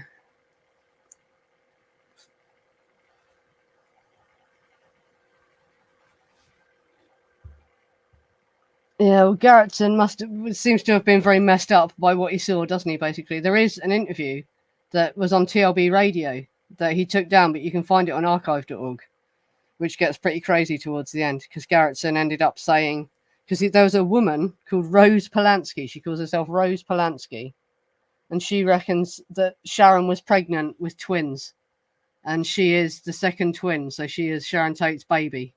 And she somehow met up with William Gerritsen and convinced him that he saw this baby, and that two men in suits knocked on the door of the guest house. This is how crazy Gerritsen went. He actually believed this, apparently. Yeah. And the baby had a third eye on its forehead and all that. But that interview is on archive.org.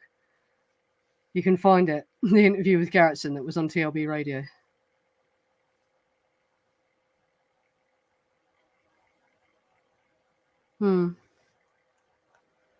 Yeah, he was a sicko. I don't understand why she didn't leave him before. Why she stayed with him. But yeah, we'll never know, will we? But I think she thought that she could have her baby and then sort it out. You know what I mean? She thought she had time, didn't she? She didn't know. Yeah. Yeah. Rosie Tate. What's the guest house? What, you don't mean Rosie Tate Polanski, do you?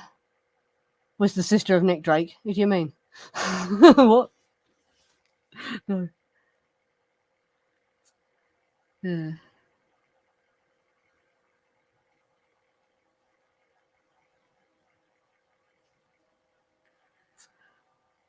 Yeah.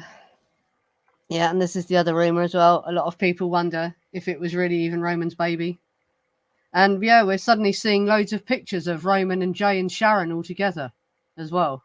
So like, yeah, they all were hanging out together, and they would all be from London, I suppose, when he came over to London.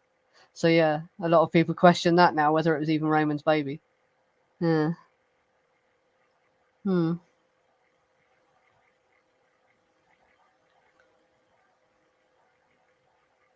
Yeah. Hello, Beckham.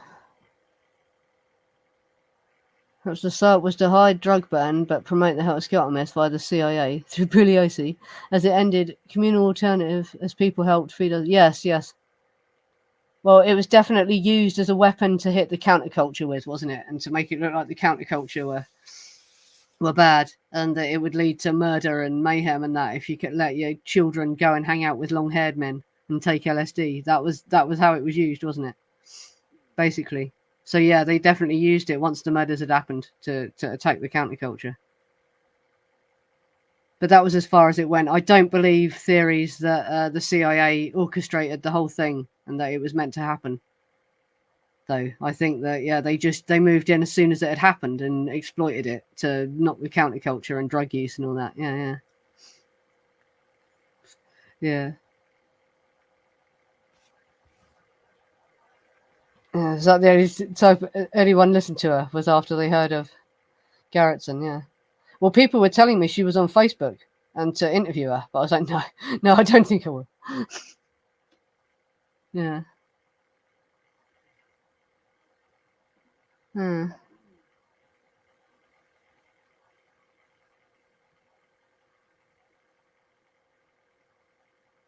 Siri's looking at the chat now. It suddenly jumped.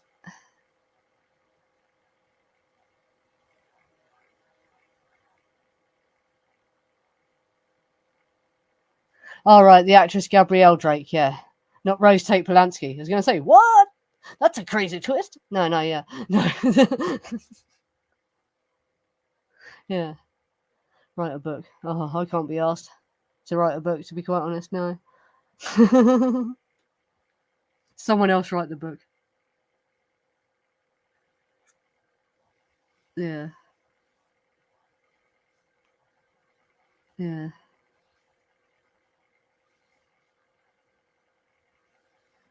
Yeah, and Reeve Whitson as well. He's a mysterious character as well. And he apparently knew about the murders before anyone else did because he called Hatami, Sharon's photographer, really early in the morning, like about 6 a.m., saying, "Oh God, isn't it terrible what's happened to Jay and Sharon?" Yet the maid didn't discover the bodies till 9 a.m. So how did Reeve Whitson know? That's the crazy thing as well. Yeah.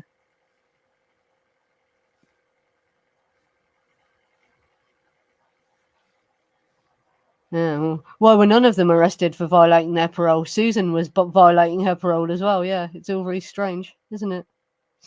Hmm. Yeah. And after all this time, they just cleaned up all the crime scenes in the ranch like nothing happened. Yeah. That's the other thing as well. The Spahn Ranch raid happened after the murders, and they still let them all go as well. Didn't, but at the time they were supposed to only be looking for stolen cars and weapons, weren't they, at that raid? But yeah, it's kind of crazy that they arrested them all then and let them go again. It's like, what the hell? Yeah. Yeah. Yeah, well, that was the thing that gets me the most. It's like, well, obviously they're not telling us the truth, are they? If Sharon and Joe's blood is all over the porch like that, what's going on?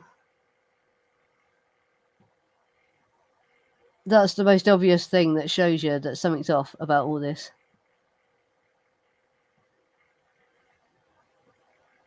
And there it is.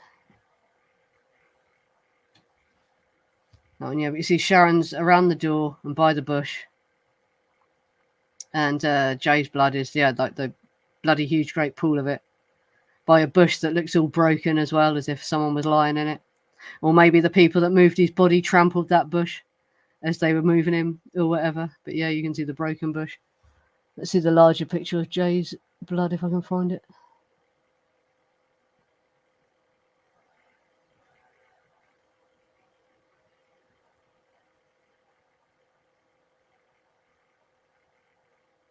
There.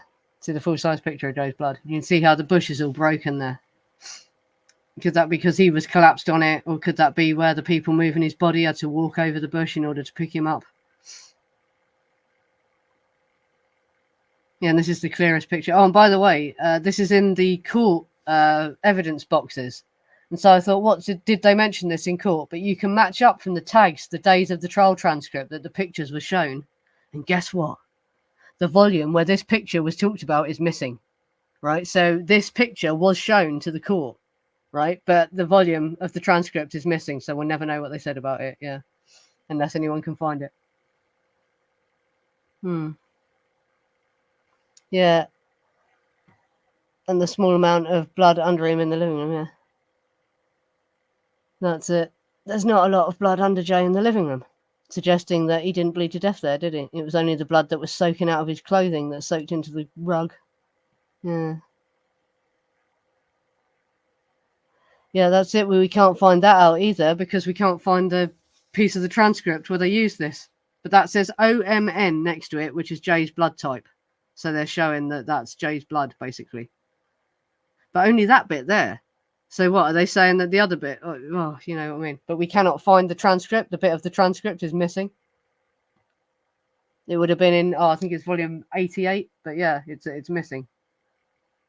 Because you can find this. This is from the court evidence boxes that Bo Emerson posted. But you can match up the tags with the dates and then go to the transcripts and try and find out what they were talking about when they showed this picture. But the volume of the transcript where they talked about this picture is missing. So you can't find out. I can't believe she did go up there. She went up there. I think she would have driven up, though. I can't believe she walked for obvious reasons. So I think she would have driven up there. And I can believe that as soon as she saw the body by the door, because Frykowski was lying on the lawn near the path. So as soon as she approached the path, she would have probably seen a body lying on the lawn. And she would have seen the door. And she would have seen pig written on the door. And if she got there before the cleanup crew were there, she would have seen Jay lying on the porch as well, wouldn't she? And then she turned around and ran off. And she's supposed to have gone and spoke to John Phillips for some reason. I don't know why, because her and John Phillips are supposed to have hated each other. But she went to John Phillips, apparently, yeah. And John Phillips is supposed to have been up there as well. John Phillips was seen climbing over the wall to get back out again. Yeah. I think she definitely acted different after the murders, didn't she? Got far more addicted to Nembutol and heroin and all that. So yeah, I can believe she saw something. Yeah. Yeah, no, this is just general chatting, yeah. But everyone's asking me questions about the blood evidence recently, so I decided to mainly talk about that. and the different theories. And we haven't really talked about Save a Brother yet, have we? We're just talking about drug burn theory and what drug burn theory is, basically. So this completely turns everything on its head, drug burn theory, basically. So like this means, the wires were cut later. They didn't climb over the fence. They walked in and they were there as guests initially. But then the negotiations broke down and they killed everyone, basically, is what happened, yeah. Yeah.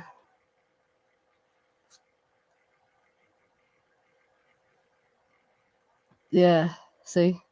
More people think she did than think she didn't, to be quite honest. Yeah. She got very strange after the horror and went to Canada to get away. It all adds up. Because what if she tried to phone them and wondered why the phone lines were down, and she was concerned about them, so she went up there. And also, if you read her biography as well, Mama Cass was a night owl. She didn't get up during the day, so she would have travelled around at night and gone, in the early hours of the morning. And these people, this was a party house. This wasn't like a house where everyone would have been in bed at 1 a.m. in the morning. It was a party house. But yeah, I can believe she went up there. Oh, the battery's about to run out. Sorry, I've got to plug my computer in, which is going to make the fan kick in.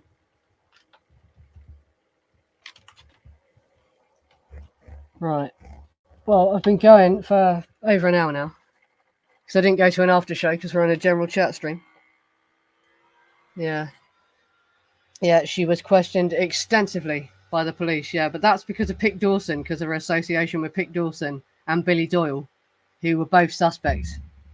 And you can hear Billy Doyle's police interview, or part of it, because there's a part missing as well. You only hear the first part. But he talks about knowing Cass and says he loves Cass. So, yeah, she could have been questioned by... She was being questioned about that. Basically, she was being questioned about... And Pick Dawson was like her long-term boyfriend by the sound of things. Yeah. Yeah. And this is the source for that is, Jimmy Webb, this guy Jimmy Webb.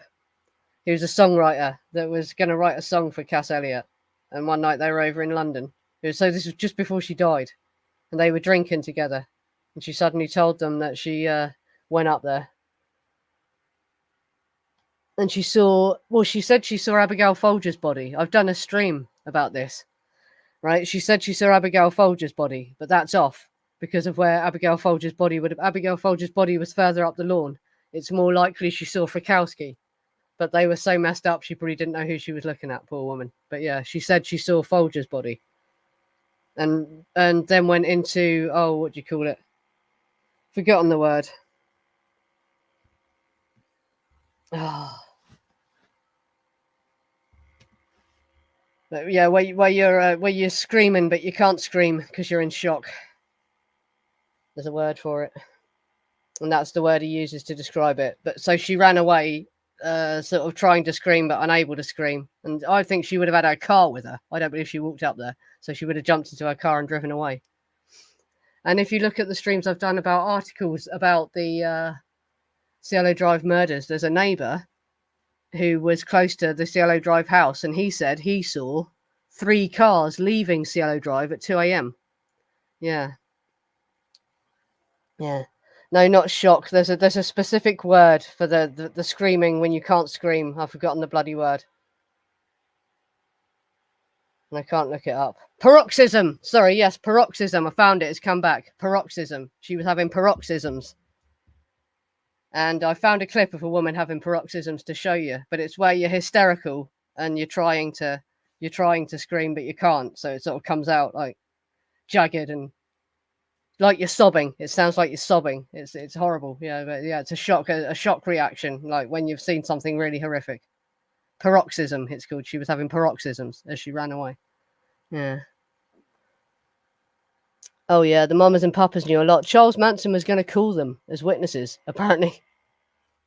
But then he just said that to freak them out. Other people say he wouldn't have really done it. Because at one point, Charles Manson was representing himself. Their trial was crazy. Absolutely crazy. And when the judge told Charles Manson he couldn't represent himself anymore, he grabbed a copy of the Constitution and threw it in the bin and turned to the judge and said, I would have thrown it at you, judge, but I'd be scared that I would hit you. Just the image of that Charles Manson picking up the Constitution and throwing it in the bin always cracked me up. Hmm. Hmm. Hmm. Why are you saying was there evidence of back trails, Casey? Come on, you're the back trails guys. But how would Cass Elliot walk up the back trails? Think about it. She weighed about 300 pounds. Can you imagine her walking from the house she lived at to Cielo Drive? Nah, I don't think she did. I think she is going to have driven there, isn't she? Think about it. Yeah. Yeah.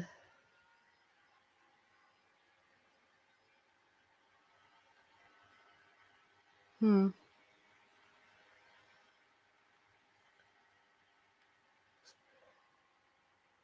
Yeah.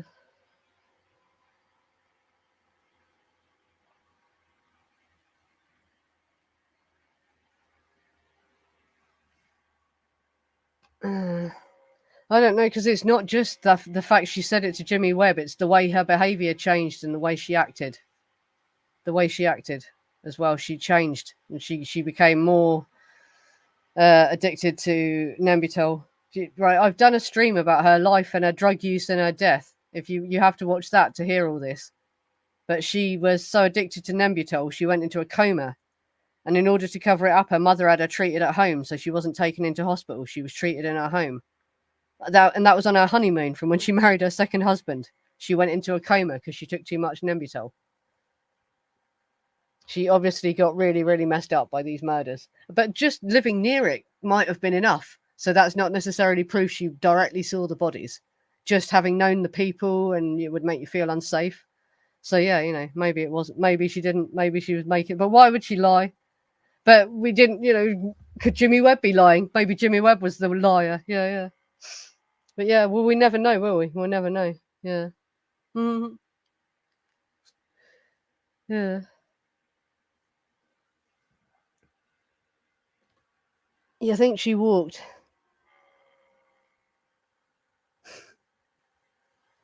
Well, maybe. Maybe she walked. But I can't see it personally. But yeah, there were people that saw cars leaving at 2 a.m. as well. So there was a lot of activity up there. And that's not in the police report. That was in a newspaper article that I found. Where the newspaper reporters spoke to a neighbour that overlooked Cielo Drive. And the person described his house as being, if he looked out the window, he could have watched them cutting the phone wires. So it was a house below, but he could see the phone wires of the house. And he said he heard about 3 cars leaving at 2 a.m. So was that Cary Grant driving away? And Cass in her car? And then who was the third car? Because you see, I don't believe the Manson family walked up the drive either. I think the Manson family probably drove in because they were there as visitors at first. And it was only when negotiations broke down that everything went tits up. And I think that the wires were cut later to help stage the crime scene, to help make it look like something it wasn't, like a random robbery or random people came in and did it. Yeah.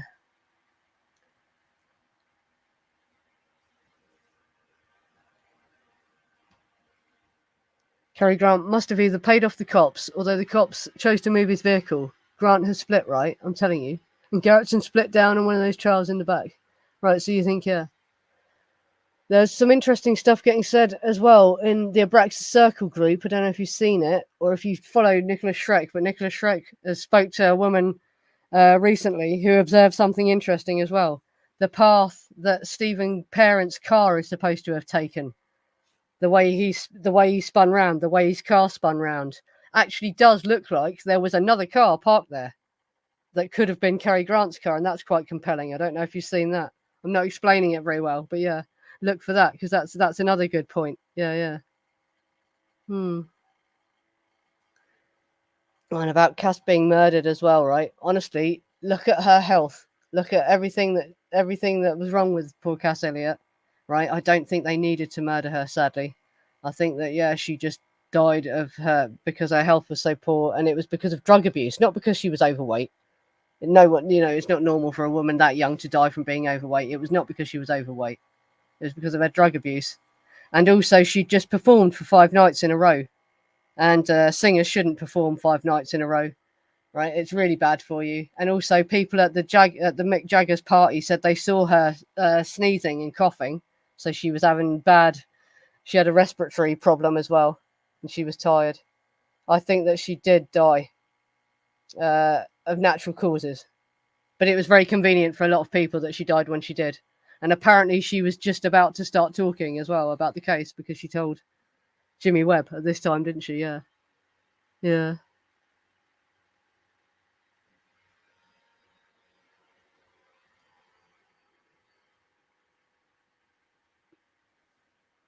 Yeah, that's another point as well. Yeah. Yeah, why wouldn't they just kill her in California if they were going to? Yeah. But yeah, no, I don't believe she was murdered purely because she was so ill anyway, and she'd been overworked by performing for 5 nights in a row. That's really bad for a singer if you're healthy, even. And she had problems. She had like, you know, health problems. Going into a coma from taking too much Nembutal had probably damaged her heart. Excuse me. Do you know what I mean? So yeah, I don't think that they needed to murder her. Sadly, I think she did die of natural causes. And also, she'd been taking cocaine as well. She took cocaine and mixed it with sleeping pills, and that, yeah, yeah. Hmm. And they removed the cocaine and the sleeping pills from her room before the police arrived. This is in her biography. Her manager removed cocaine and sleeping pills from her room. Hmm. Yeah, that's it. Don't stay in that flat. Yeah, because Mama Cass and Keith Moon both died in the same bedroom of the same flat, didn't they? Yeah. Cursed flat. Yeah, the sad thing is she was trying to get better, wasn't she? She had actually lost weight. She lost 100 pounds, but she was 300 pounds, so it didn't really show that well. But I can see the difference in her weight. She did lose weight. She was trying to get better, and she came off heroin. Apparently, she wasn't on heroin anymore. Yeah,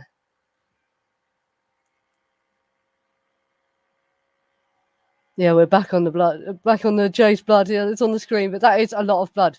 For anyone that says that they're cynical that he died there, look at that amount of blood. And bear in mind that it had been baking in the sun for hours as well. And also, he was wearing a thick denim lined jacket that would have soaked up a lot of blood. So yeah, that looks to me like he bled to death there. But whatever you mean, whatever you want to believe, yeah. And I think he was carried in, yeah, because they wanted to stage it so Sharon and Jay were tied together because they were trying to make it look like it was about something else, weren't they? They were trying to make it look like it was to do with the freaky, live freaky, die freaky. Is that motive, isn't it? Yeah, yeah. So that's why they did that. That's why they bothered to move Jay's body. Hmm.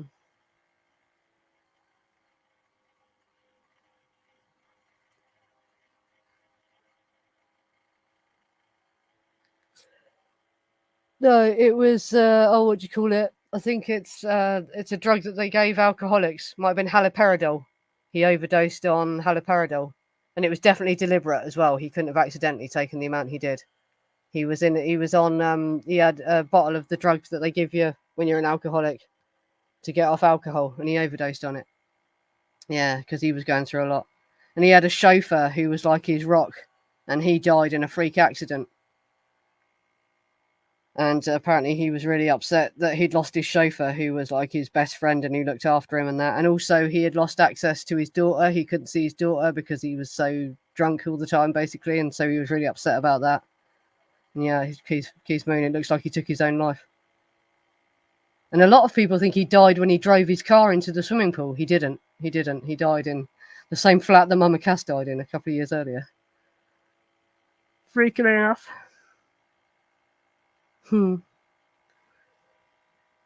Yeah. I know you're being sarcastic, but I wouldn't say she ran it, but she definitely knew a lot of drug dealers and introduced a lot of people to drug dealers. Very much, there is a picture of Eric Clapton sat next to Pick Dawson in Mama Cass's garden. And in Mama Cass's biography, there's loads of celebrities talking about Pick Dawson, that they knew Pick Dawson, who was a cocaine and presumably also MDA dealer. Yeah.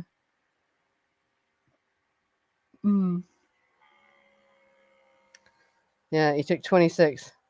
I think he took the whole bottle. He had taken them all. So yeah, there's no way he just accidentally took more than he thought he had. He took them all. Bless him. Yeah.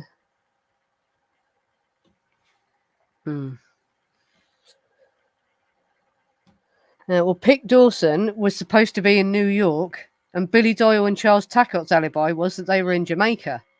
But I've now found out that Bill Littler gave them fake passports, and they had changed the stamps on them, so it looked like they left for Jamaica before they did.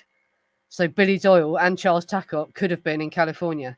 And Harrigan's motive was he was at a party and people saw him at this party. So Harrigan was the only one who had a motive that could be checked because people witnessed him being at this other party. And presumably they checked Pick Dawson's motive because Pick Dawson said he was doing a truck driving job in New York. So when the hell did Pick Dawson become a truck driver? But you have to suppose the police did check that and found it to be a plausible motive.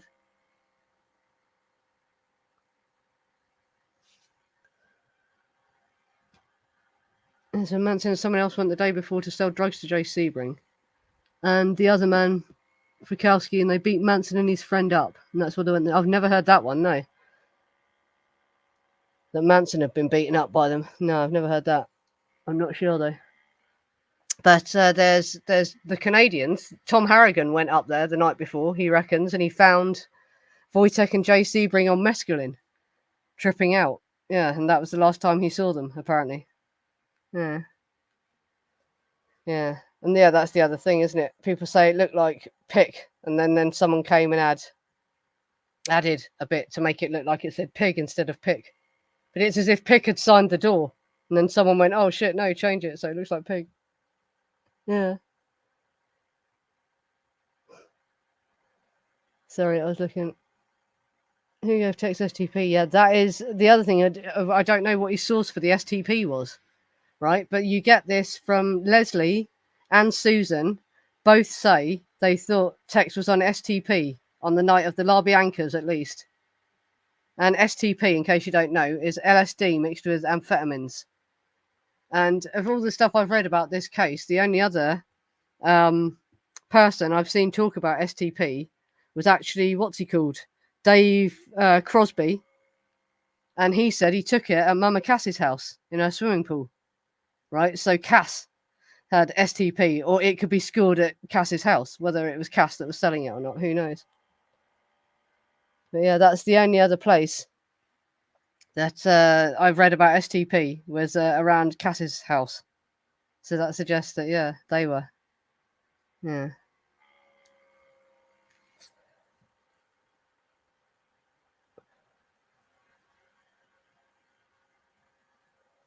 No, that's MDA. MDA is what they got from Wojtek, not STP. STP is LSD mixed with speed, but no, not from Wojtek. They got that MDA from Wojtek. That's what they got from Wojtek, apparently. Yeah, and it's strange that Tom Harrigan suddenly brings up Jay and Wojtek being on mescaline as well, because yeah, like what she says here, right? Hinman was the one who made mescaline, so they could have robbed Hinman of mescaline. But isn't it weird that Sebring and Frykowski end up being on mescaline? So what? Did they go and sell the mescaline to them, maybe, or what? Who knows? Hmm.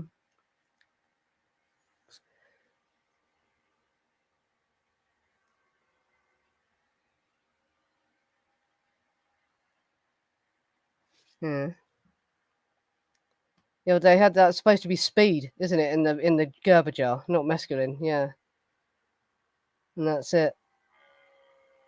Yeah.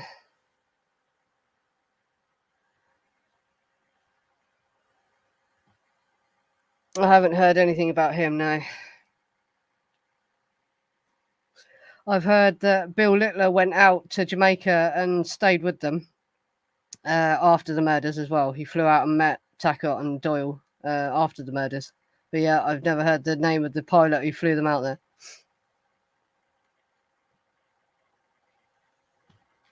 And the Save a Brother theory is, right? Oh, God. Hinman is killed, I think it's about 6 days, 5 or 6 days before Cielo Drive, and it takes them a few days to nick Bobby Beausoleil. Bobby Beausoleil is the one who's killed Gary Hinman, and Susan Atkins was there and is guilty as well, basically. And Bobby Beausoleil gets nicked and is in jail the night before they go and do Cielo Drive. And they get a phone call from Bobby, and he gives them a cryptic message. He says something like, "I'm in trouble deep, leave a sign." Right? And people interpret this as them writing pig on the door when they murdered him, right? So that's what Save a Brother theory is, that they went out to kill people to make it look like the killer was still at large, so Bobby would be free, basically. And I believe that Susan and Leslie, at least, went and did it for those reasons. But Susan, not because she loved Bobby, because she was just as guilty. She was involved in the killing of Gary Hinman, and she thought that if they got Bobby a good lawyer, they could get him out. And so this is why she went along to Cielo, because they were supposed to be robbing these people and getting money. But it obviously all went horribly wrong, and they just ended up killing everyone. Yeah. The Shay Premwinkle theory, yeah. No, but the Save a Brother theory is basically because Bobby Beausoleil was already in jail for the killing of Gary Hinman. And so in order to get him out, they went and did these other murders in order to make it look like the killer was still at large, so Bobby must be innocent. But it didn't work, right? Because the LAPD didn't even connect these murders to Gary Hinman until months and months later. It's hilarious if you read the police report. They didn't even link this to the LaBiancas initially. It's crazy. The police were so off on these murders. They didn't connect this to Gary Hinman, and they didn't connect TLB, the LaBiancas, to this either until later.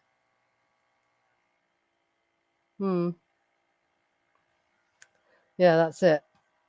So that's the other theory.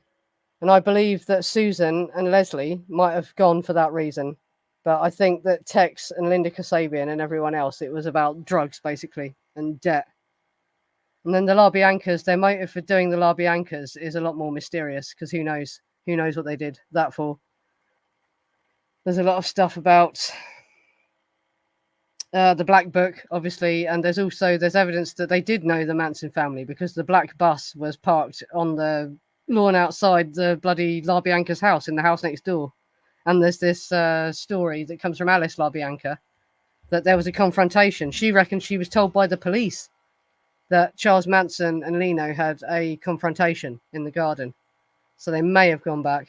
Who knows? For that reason. And there's also, Leno is supposed to have mob connections, and so did Manson want his Black Book and all this sort of thing. Yeah. Yeah, that's it. They all had their own reasons, basically. And that's what these alternative motives is all about, because we're told they all did it because they were blind robotic servants of Charles Manson. But actually, they had motives. They had their own motives. It wasn't just to please Manson they did these things.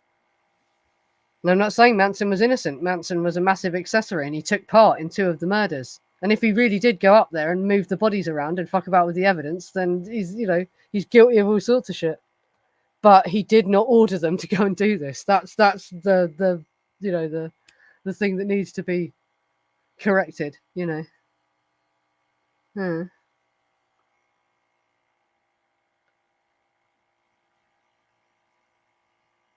Oh yeah. Bobby was driving. Oh yes, this is how, right? People think they're criminal geniuses, right? They were criminal geniuses.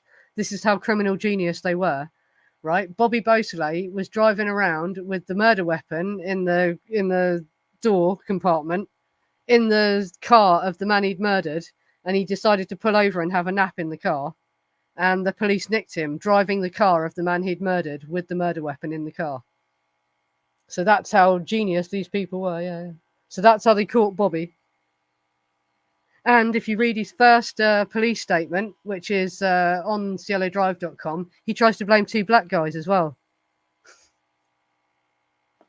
He says that Gary Hinman came back to the house and he already had the cut on his face, and they tried to stitch the cut on his face. And he said, "Oh no, 2 black men did this to me," and then they all left. And so, "Oh, so yeah, these black guys must have gone and done it."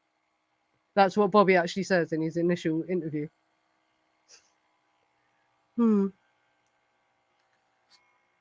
Yeah.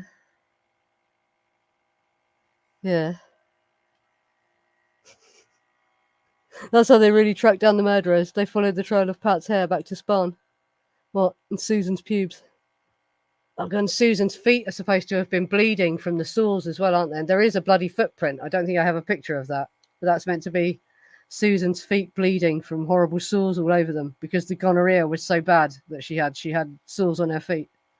And they got torn open during these murders. And that's the reason why she didn't go into the La Biancas, because her feet were already so messed up from these murders. Yeah.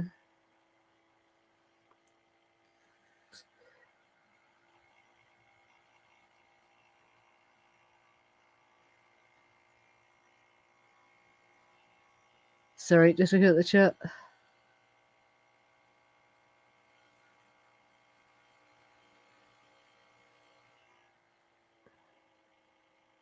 Hmm.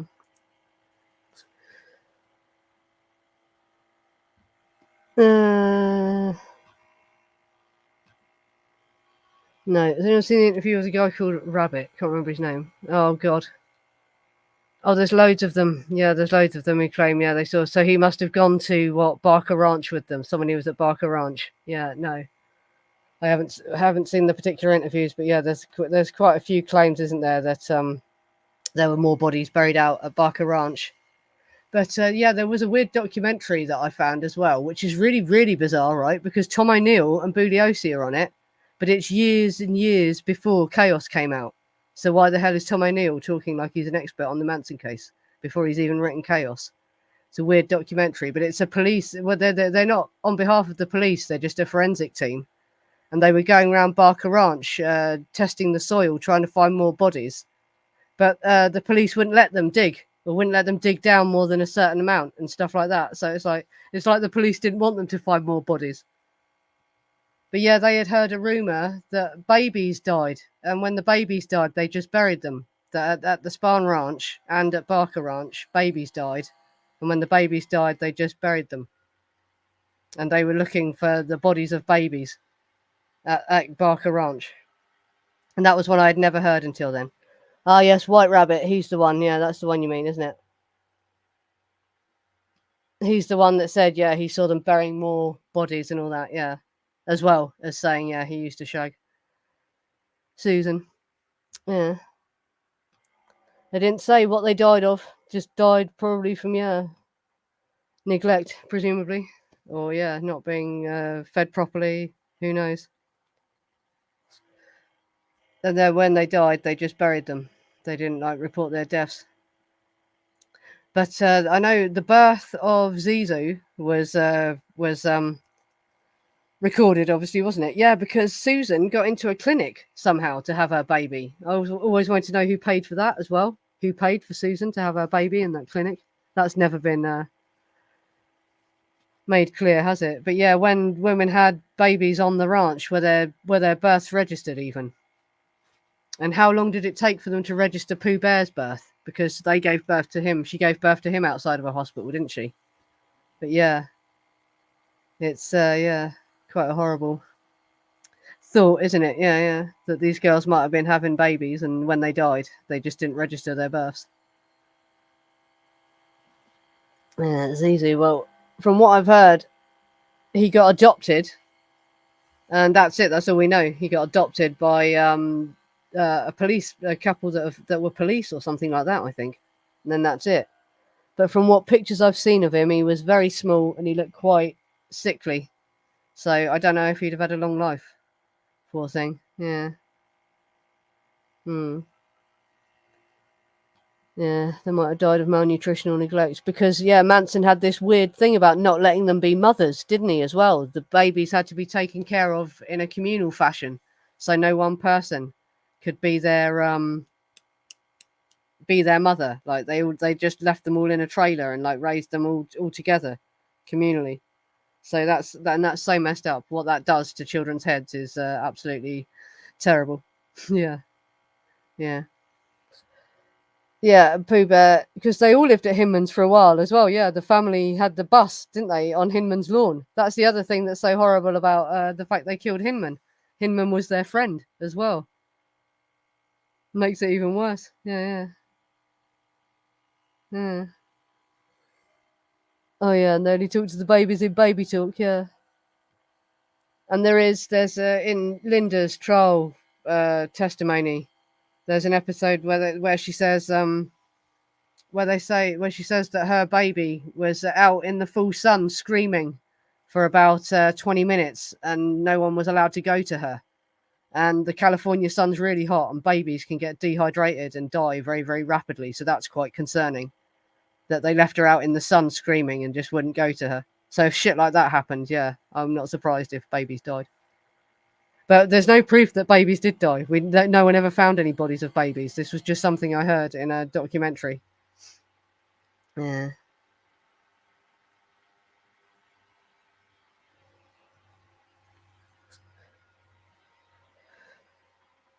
Yeah, I don't think I've ever watched it. I've heard of him though. I've heard the name White Rabbit, yeah, and I think everyone says, yeah, he sounds like he's just making up stuff based off what he's read as well. A lot of people that talk about this, that talk about this case just sound like they've made up stuff from reading books, basically. And normally you can tell if they talk too much helter-skelter stuff because, yeah, that's all they've done. They've read. And his name is Larry Melton, is it? That is Larry Melton. Right. Well, everyone you knew who had STP had nervous breakdowns. Yeah, well, I wouldn't be surprised because amphetamines and LSD are both drugs that might cause psychosis. Like they're both, so mixing the two together. Wow. Yeah, I wouldn't be surprised if it did cause people to have breakdowns. Because yeah, they seem to have stuck. Because I never heard of that in like the 90s. So they stopped making that one. Yeah, that was only like an experimental drug at the end of the 60s, wasn't it? By the sound of things.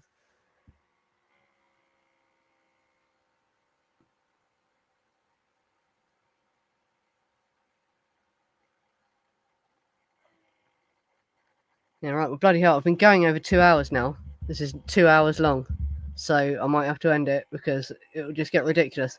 But thanks for coming, everyone. It's been a good night, and I hope I've helped people understand a bit more because yeah, I've done so many videos about this and it's so broken up. It's hard for everyone to see, but yeah, I recommend watching the video that's called "What They Don't Want You to Know About the Blood Evidence at Sharon Tate's House," because that's the one where Paulcast guested on my channel, and that's the one where I first talked about the blood evidence. And there's also Drug Burn Theory Part 2, where the body's moved, where it's just me and Beckham talking, and that's another stream about, all the blood evidence and did they move Jay and all that sort of thing, yeah. And also there's a playlist called The Charles Manson Case. I've changed the name of it to make it clearer now. And that shows you the full sequence of events. The videos are all in the right order. Like, because the earliest thing that they're nicked for is the Mendocino witches thing. And that's a weird thing as well. And around the time that the Mendocino witches thing happened, 2 women were murdered. And one of them was the pregnant wife of one of the police officers that arrested the Manson family. So, yeah, Clyda Delaney and Nancy Warren, the murders of Clyda Delaney and Nancy Warren. So that's another murder that I actually think maybe the Manson family did do. It's disturbing. Yeah. Yeah. God, sorry, the fan's kicking in. Yeah. The Mendocino witches thing. I have done a stream about it, but basically, this is like, so early on, before they've even got to California, I can't remember whereabouts the rest of the family were living, but Charlie suddenly sends Pat Krenwinkel, Mary Bruner and his son, and Susan Atkins off to Mendocino, supposedly to bring back more men, basically, for the ranch. And so they go and they shuck up at this house in Mendocino, and they're distributing LSD. And Susan Atkins brings back some young lads who are minors. They're like 17, and they give them LSD. And one of the lads goes home to his mother, freaking out, saying his legs have turned into snakes. So they get arrested and they get put in jail in Mendocino. And it takes, I think they're in jail for about a month. So that's Krenwinkel, Mary Bruner, and Susan all go to prison for like a couple of months, I think, or a month. And Roger Smith, Charles Manson's parole officer, took Pooh Bear while they were in prison. So yeah, the baby stayed. So that's another reason everyone says, "Wow, that's weird." How Susan was, Roger Smith was so close to them that he'd looked after the baby while they were in prison. And then when they get out of prison, there's these murders happen. The Clyde Delaney and Nancy Warren murders. But yeah, and it seems like they might have been pissed off with the police officers that arrested them because they were resentful of the baby being taken away from Mary for a little while. And that might be why they did it, yeah. Yeah, Mary's baby was given to Roger Smith while they were in jail. And I think they're in jail, not for very long, only for a month at the most, about 2 weeks even, maybe. And then Charlie turns up and ends up in jail as well. That's another thing that's even more shady. But I've found articles saying that Charlie ended up in jail there as well. So yeah, it's a really, really weird situation. But this is more stuff that contributes to the idea that they were LSD distributing for someone. Because right in the early days, there's all this history of them distributing LSD, which is the closest I believe to any CIA involvement, is that they set them up to distribute LSD to people. But I don't believe that the CIA engineered the murders to happen. But the more you find out about Tex as well, the more evidence there is that Tex was messed about with. So it's very confusing. The whole thing is very confusing. And there's actually some quite compelling evidence I've seen now that Charles Manson was on some kind of LSD trial. We'll come back on the screen. For I guess I've already been on the screen, have I? You haven't even been able to see my new candle. But yeah, there's actually some quite compelling evidence now that Manson was on an LSD trial while he was in prison, while he was at McNeil Island. So yeah, I do wonder. I do wonder. Yeah. Anyway, well, yeah, I've got to go as well because it's so. I've been going for 2 hours and 16 minutes. Yeah, but I hope this has helped answer your questions. And I'm sorry if you disagree with me, but you know, I've got to stand by what I say, haven't I? Yeah. Yeah. But yeah, thanks for coming, everyone. And like I say, I've done so many streams about the Manson case, but yeah, the most up-to-date ones and the interesting ones are the newspaper articles, all the stuff I found in the newspapers connecting it to drugs. Because I had the impression there were only 1 or 2 newspaper articles, but there's not. There's a ton of them. There's a ton of newspaper articles. Before they nicked the Manson family, that was the only theory the police had, was that it was something to do with drugs. So there's loads and loads of articles talking about Frykowski and Tom Harrigan saying he went up there to sell them drugs and all sorts of stuff. Yeah. So yeah, look at all these things. Yeah, the streams I've done about the newspaper articles and the Canadians. That's the new stuff that I've discovered that no one else discovered. Bill Littler in particular. And the picture of Billy Doyle. I've got one picture of Billy Doyle because everyone's wanted to know what Billy Doyle looked like. But there's one picture of Billy Doyle I can show you. I've actually seen more pictures of him, but yeah. But the picture of Billy Doyle, there's a Billy Doyle face reveal stream. There'll be a playlist about the Canadians as well. If you just look at that, you'll see all these things. But yeah. All sorts. Yeah, the 2 Billies. And Bill Littler was Billy Doyle's business partner. And you can see how close they are because he bought Billy Littler wedding presents. And there's wedding presents signed by him. And there's pictures of that in my group as well. And I've done a stream. I interview Billy Littler's daughter. And she talks about it as well, yeah. So, yeah, Doyle had friends who were serious, heavy people. They were not just a bunch of mugs that just ran away with their tails between their legs after what happened to Billy Doyle. This is what makes me think, were they involved in these murders? It was very convenient for them if they weren't. It's like, oh, right, someone went and killed them for us then. Great, you know, sort of thing. Yeah. Yeah, I guess she's probably gone now, and she? Yeah, get well done. Hope your pain gets better, mate. Yeah.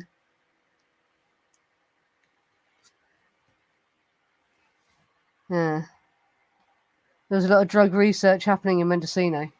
And I want to know where were they getting this LSD they were distributing from as well. Who was giving them the LSD? And that's it. But yeah, because I've been going for 2 hours now and we didn't really get into the CIA shit, did we? But yeah, I've got a lot of other stuff to put together to present to you about LSD experiments in general before you can understand my opinion of why and what happened with the LSD. So yeah. There's a lot. And yeah, oh, what was I going to do next week as well? I was thinking what I was going to say. There's Garretson's trial testimony, because there are volumes of Garretson talking. People were asking about Garretson earlier. I've never read through the transcript of what Garretson actually said. So if there's anything interesting, I might do that next week if people are interested. Yeah. Oh yeah, and I have a subreddit now as well. There's the Facebook group. The Facebook group's really active, and the subreddit is gonna get more active, I'm sure. The more you join. Yeah. Yeah.